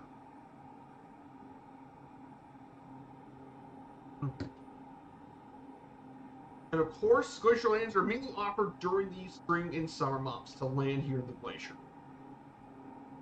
Of course, you can fly here at the park. So, of course, for example, K2 Aviation, for example, you could do a glacier landing here at the park. If you do the Top of the World tour, this is their big tour. Expect, if you get a glacier landing, expect I'll charge a big dollar, $640 a person. But that one you get to do all of the major flying around the glacier. For example, their top of the line flight, the Top of the World tour, it'll even teach you to fly Denali herself. You get to actually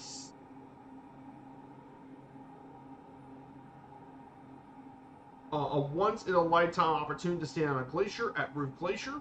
We're gonna do that. But you also get to see Denali herself.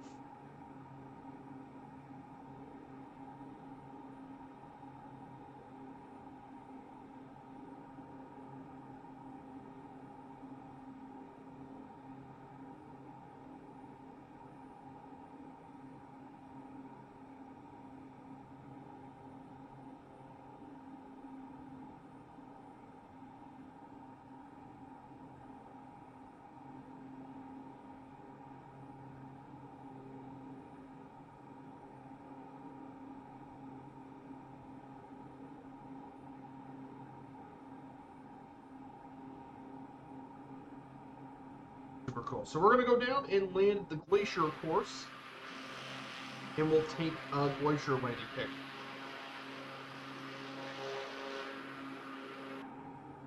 Very excited for that, of course. Thank you so much. Check out Splasher6, a great friend of the channel. He's been a long-time supporter since the very beginning of my streams. Splasher is an amazing friend. Couldn't ask for a better one. So we're going to do a glacier landing. Of course, they needed skis, but I didn't pack them for this trip. Probably because I wanted the autopilot to kind of help me out with all of this.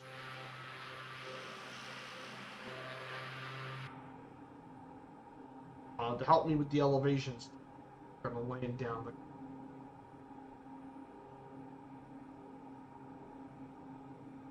the head and a one. Of course, and then after that, that will complete the rest of the stream. We'll fly through everything else.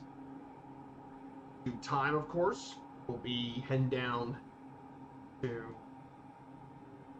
McKinley National Park Airport.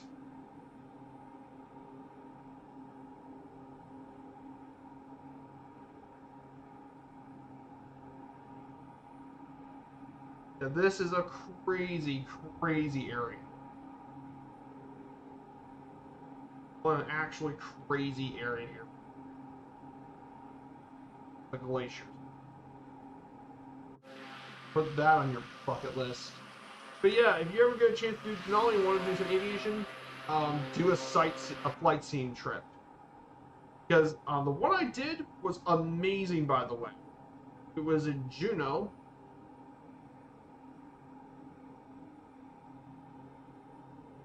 The one we did for our was Wings Airway. That was the one we did. 35 years of that's the one we did.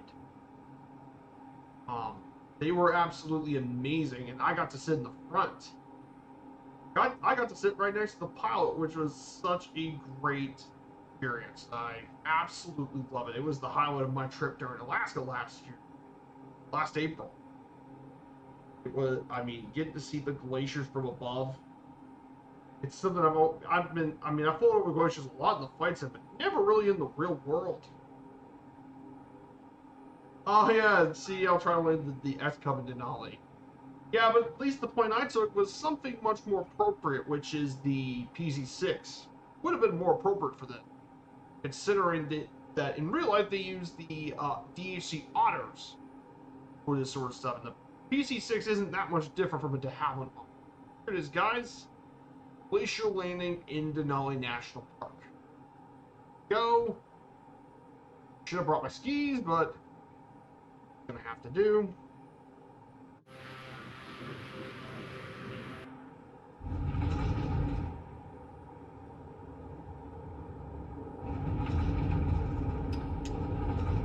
And we're done.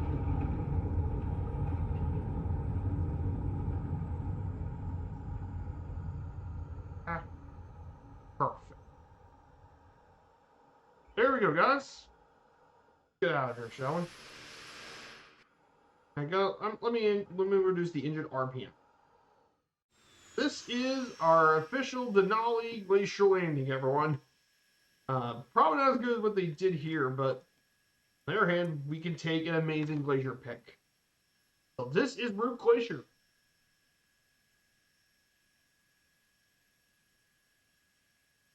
So how about that to cherish off stream, of course? Yeah, X Cub was a struggle because X Cubs only operate around 15,000. Denali is a whole 5,000 feet more. PC6 would have no issue with this. But scenery looks absolutely amazing, guys. We'll stay here in the glacier for about a minute, explore around this area, check out the beautiful landscapes here at the park. So, absolutely incredible sightseeing. Denali. You know, I was supposed to visit this park in real life next year. Unfortunately, things never really worked out, sadly. Things in Alaska are kind of expensive. But who knows? If we ever get back to mainland Alaska, I'm definitely going to do a flight scene trip up this part. I'll happily pay for it. So go ahead and prepare for the next.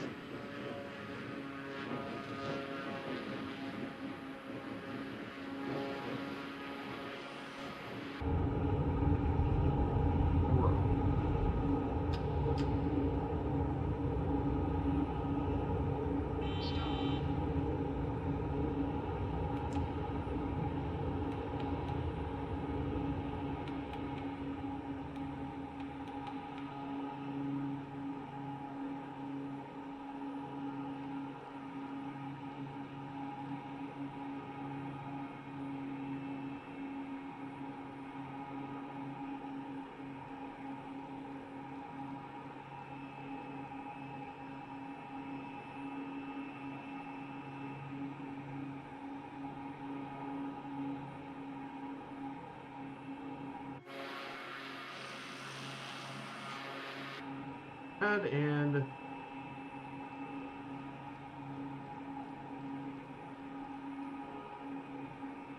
beautiful Denali.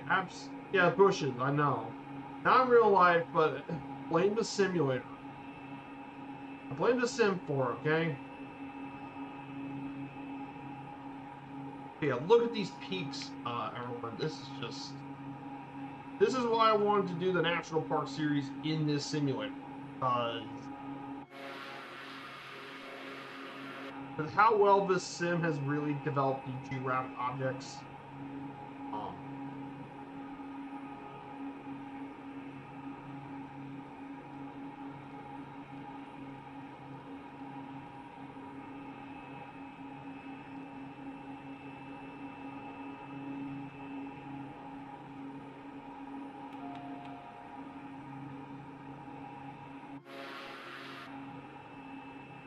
So, we're going to continue on this way for the rest of this flight. We're going to make our way over to Mount McKinley Airport. Head down the rest of the way. I want to climb it to 10,000.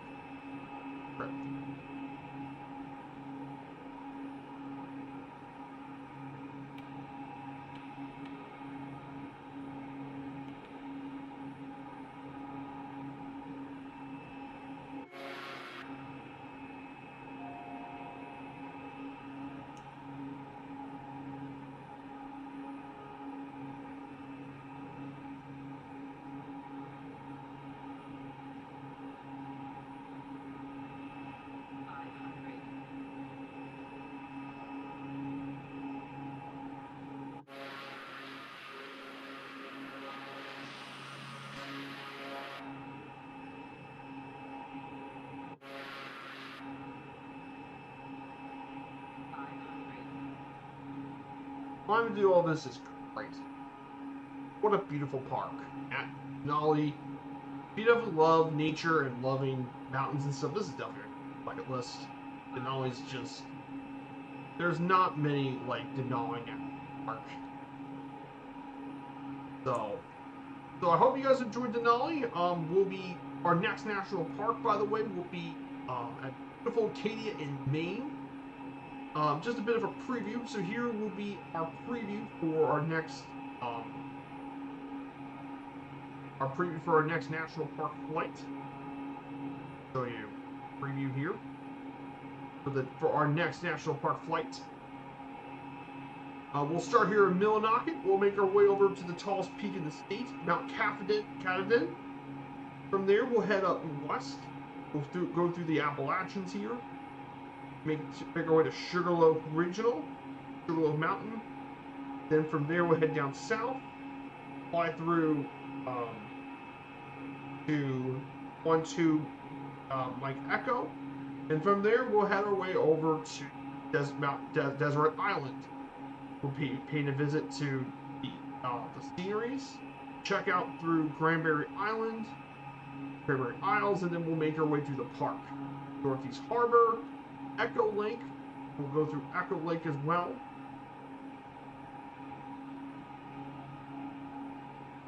Then we'll go through Acadia National Park. We'll go through Timbascott Peak, Bubble Rock. Then, of course, we'll visit Cadillac Mountain. We'll make a landing here at Cadillac Mountain, tallest peak of Acadia. Then we'll go visit the campgrounds here by the beach. Then we'll go through this area. We'll get our way back to Bar Harbor, and then eventually make our way over through Town Hill and make our landing here at Hancock County Airport. So that is what we're going to be doing with our next national park in Maine. That is what we're going to do next week. Let's get back to our flight here.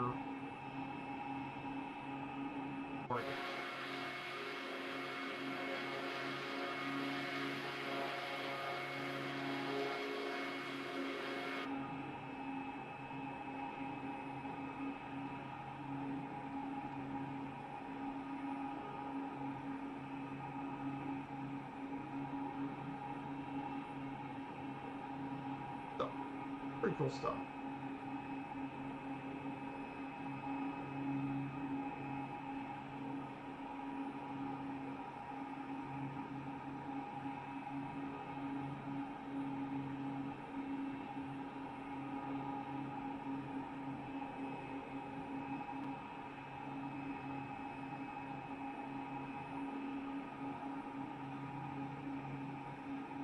Let's go ahead and make our way up.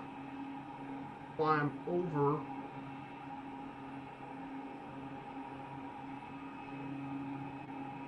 but man, the scenery is just really good thing.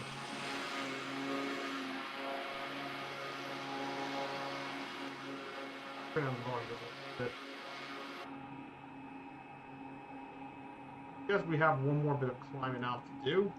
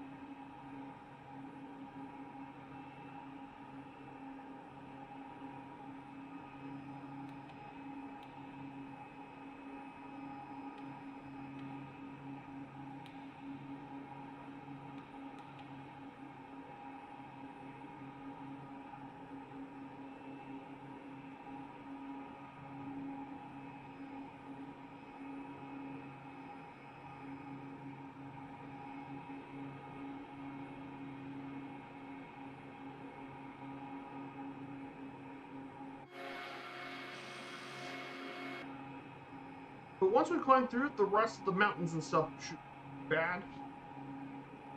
The rest of it shouldn't be bad at all.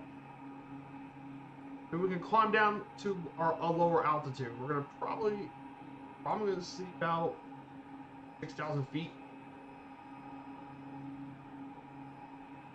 Well, and we'll fall down so 6,000. So we can check out the rest of the park, of course. The rest of it is what most visitors get to see, and which is the northern end of the park.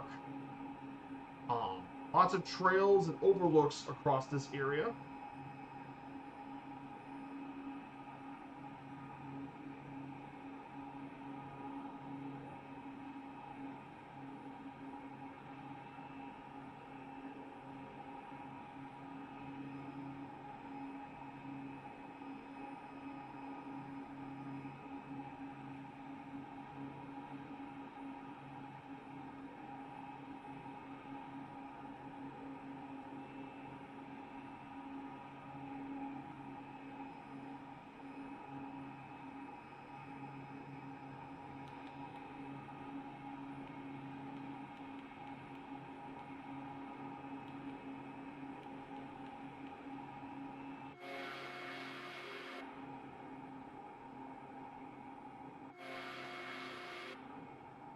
Here it is, guys. Another one of our glaciers. We have another glacier here at the park. The northern side, this is actually probably the largest glacier of the park.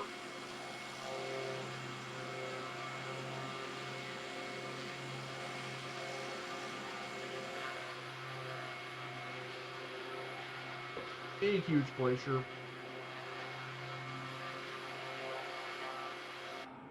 One this way. We only just got 55 miles to the crest of the park.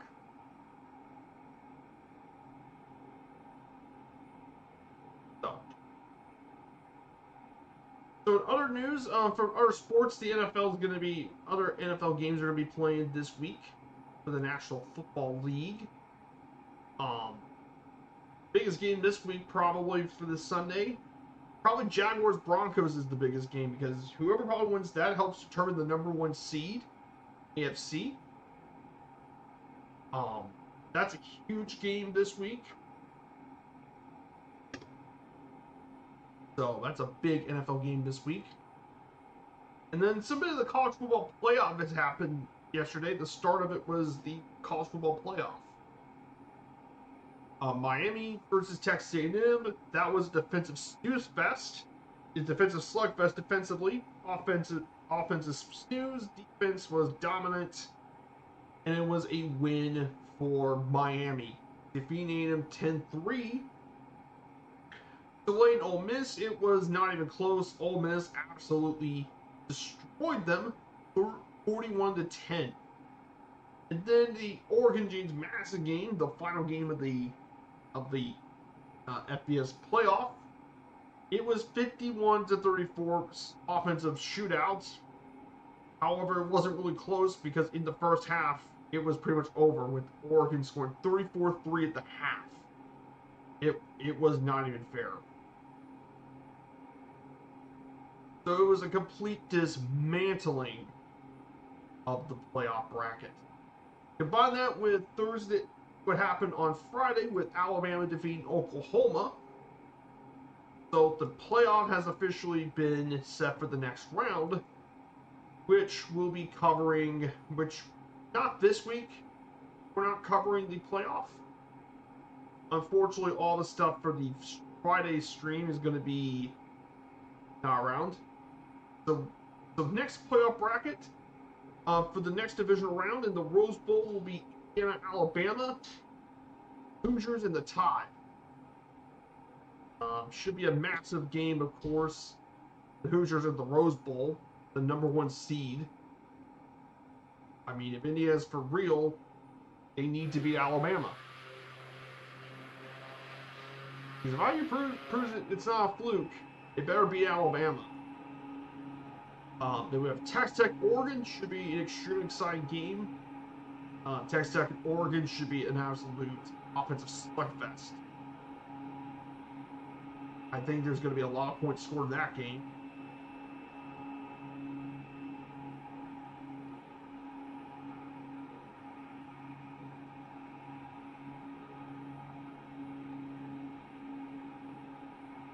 That game's going to be an offensive slugfest of a game. Then we have Ohio State in Miami, a rematch of the 2002 BCS National Championship game. I mean, could Ohio State use this as an opportunity to start repeating for the title? Or will Miami continue to shock the world and beat Ohio State? And finally, a battle of SEC opponents, Georgia and Ole Miss, all SEC matchup. Absolutely huge games, honestly.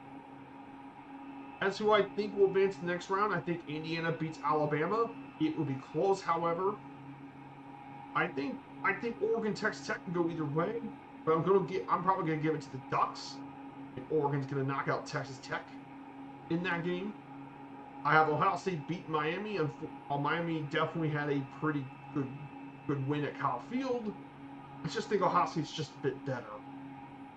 And I have Georgia beating Ole Miss.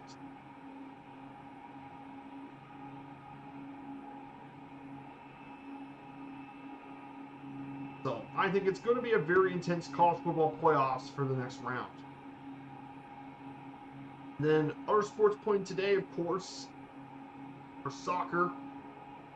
Barcelona's just about to beat Villarreal. Big win for the soccer in Barcelona. The Catalonian giant has won. In Germany, Bayern Munich has knocked out Heidenheim.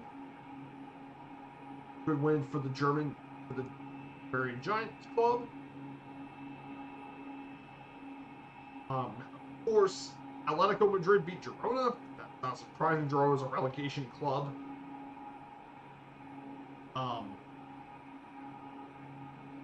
So pretty interesting here so far. This is the rest of the park. Here at Denali. This is about the more popular areas of the park. See some of the smaller mountains, of course.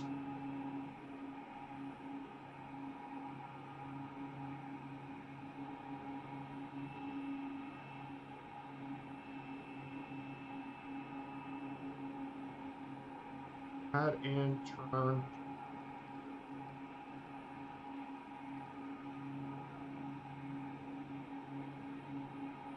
Here it is, guys.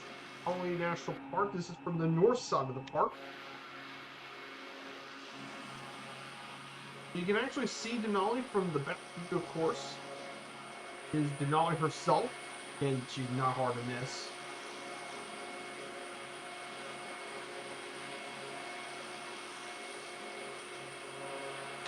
So, big games, of course. But yeah, next week, a big ice hockey matchup of the Flames and Oilers. So far in the standings, of course.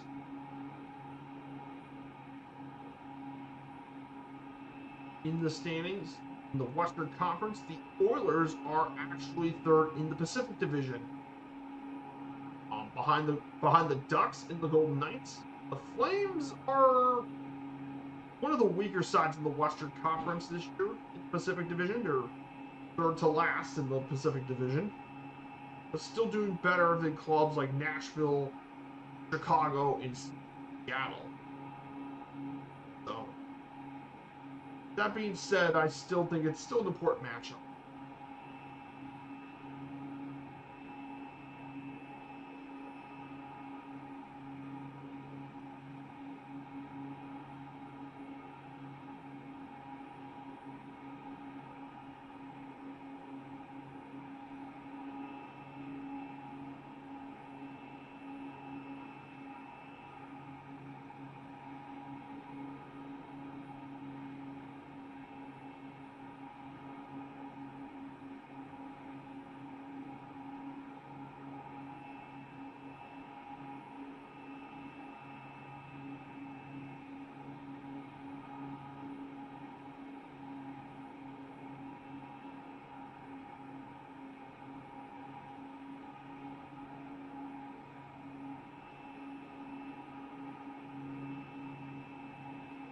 So, we're just 35 nautical miles out, so we're just about to make our way down to our last part of the park. So this is where you can find some of the campgrounds here. For example, there's a couple of overlooks and stuff here. for people checking out this park. I'm going to continue on this way. One of the really cool things, though, about Denali National Park, so there's definitely some important facts about Denali National Park. Of course, there's the big five wildlife animals. Grizzly bears, moose, caribou, wolves, and sheep and Dall sheep live here. Of course, Polychrome Pass is actually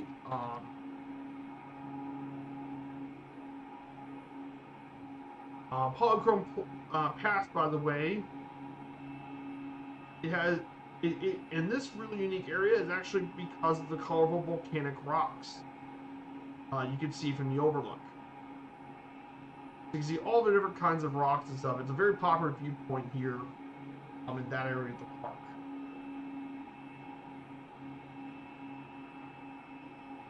So, go.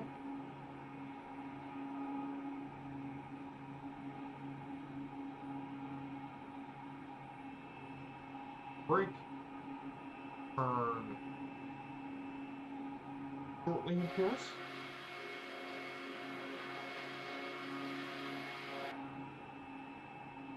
Left. Make our way down to make. Don't really have that much far left to go.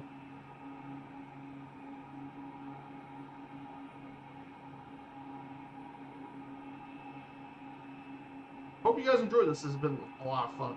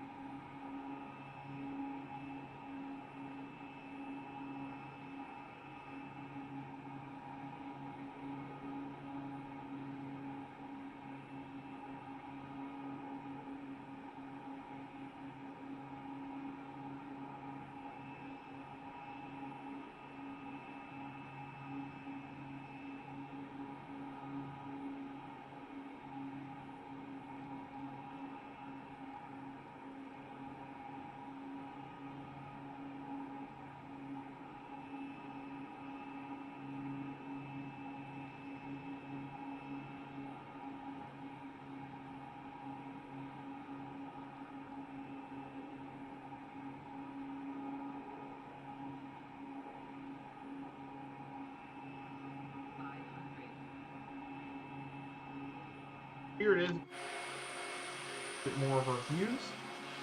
Yeah, this is absolutely.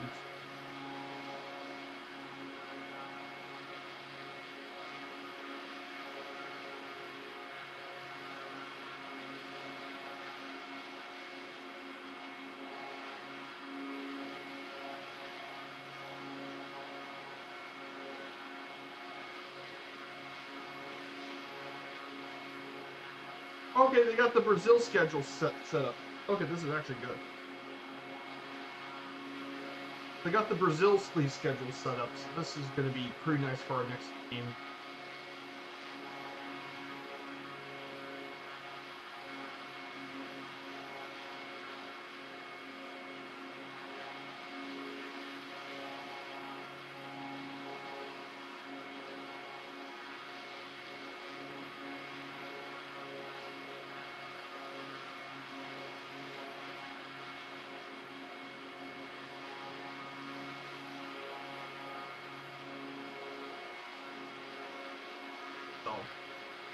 I think I looked at the Brazil schedule. There's already some pretty big games.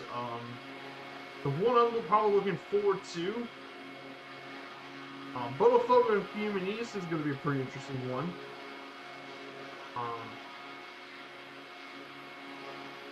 Santos and Sao Paulo could be one we can do.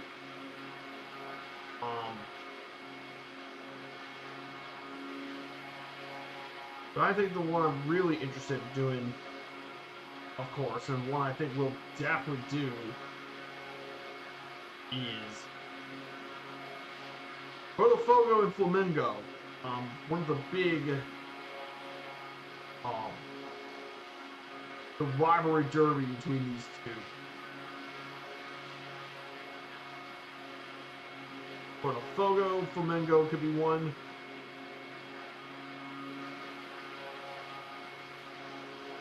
Palmeiras is one. Sao Paulo Palmeiras is going to be one we do. Corinthians and Flamengo. There's so many Brazilian ones we can do. I'm very excited. The Fluminense Corinthians one is on top of the list. That is one of the big derbies in Brazilian football.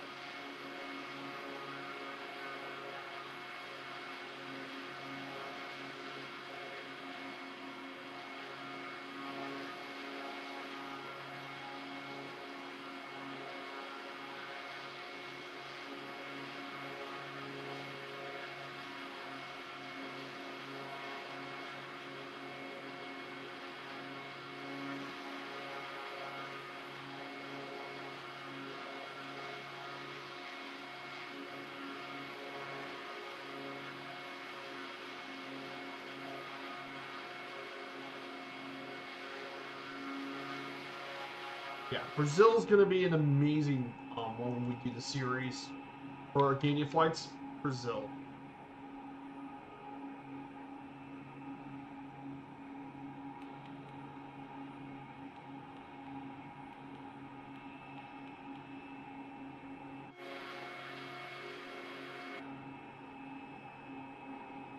So I'll go ahead and descend down to 500 feet. All right.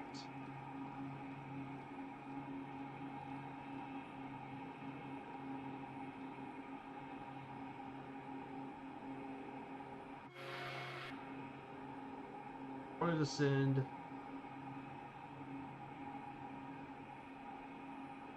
3,500 feet. Get down to the valley floor, and we'll make our landing very soon. But yeah, we can get down now into the valley, of course, and we'll make our landing. So thank you guys so much for coming here this morning. I hope you enjoy this flight. So if Murphy's still on, we'll rate his channel, of course.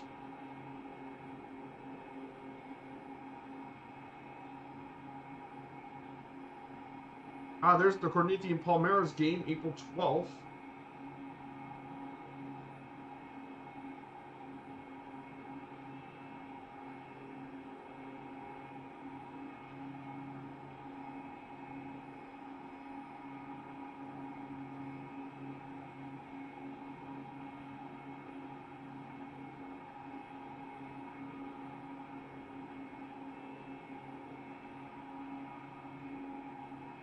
Oh my gosh. There's also the Flamingo Fluminense game as well.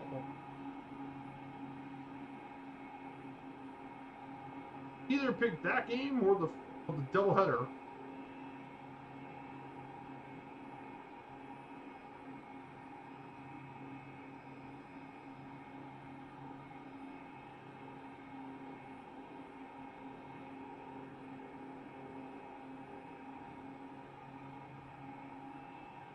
I'll check the rest of this.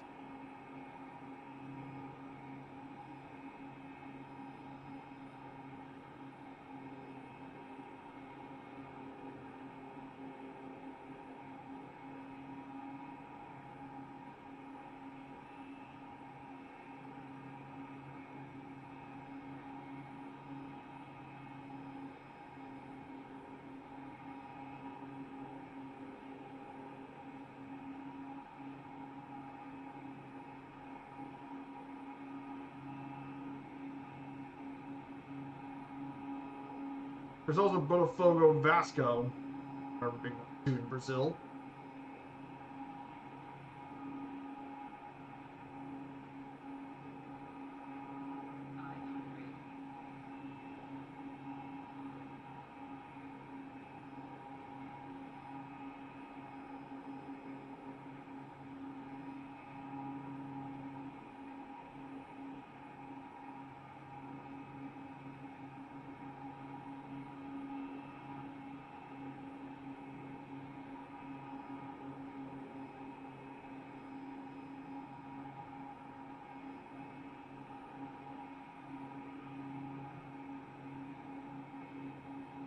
Here we go, guys. We're about to arrive to our national park airport very shortly.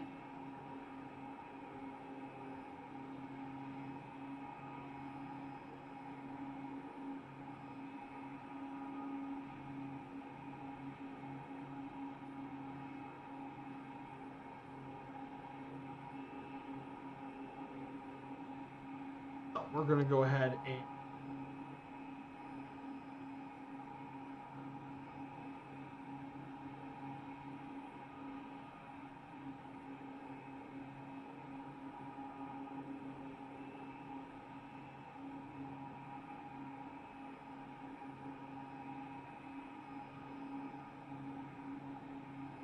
here we go. We're going to go ahead and disable the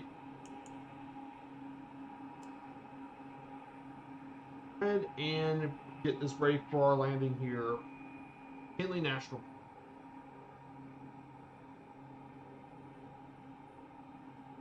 Go, our landing is going to be.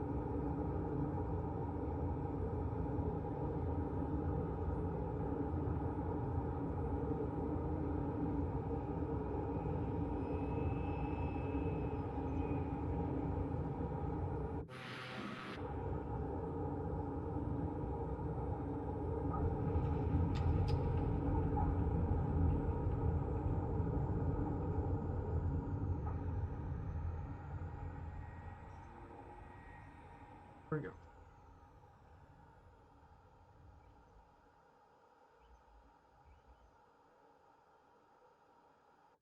So that's it, everyone. Welcome to Denali National Park. We're in the airport of Mount McKinley Airport. So, guys, I hope you all enjoyed this flight here this morning. Enjoy our time here at Denali. I hope to see you again soon on Friday. We'll see you in beautiful in Alberta for our game day flights. So we'll be heading on out. So we're going to say hello to Two-Tone Murphy. Take care, everyone, and have a fantastic rest of your weekend. And I hope you all have a great Christmas, too, since I won't be seeing you until after Christmas. So, guys, I hope you enjoy your holidays and Christmas. Take care, everyone, and see you all soon. Goodbye, everyone.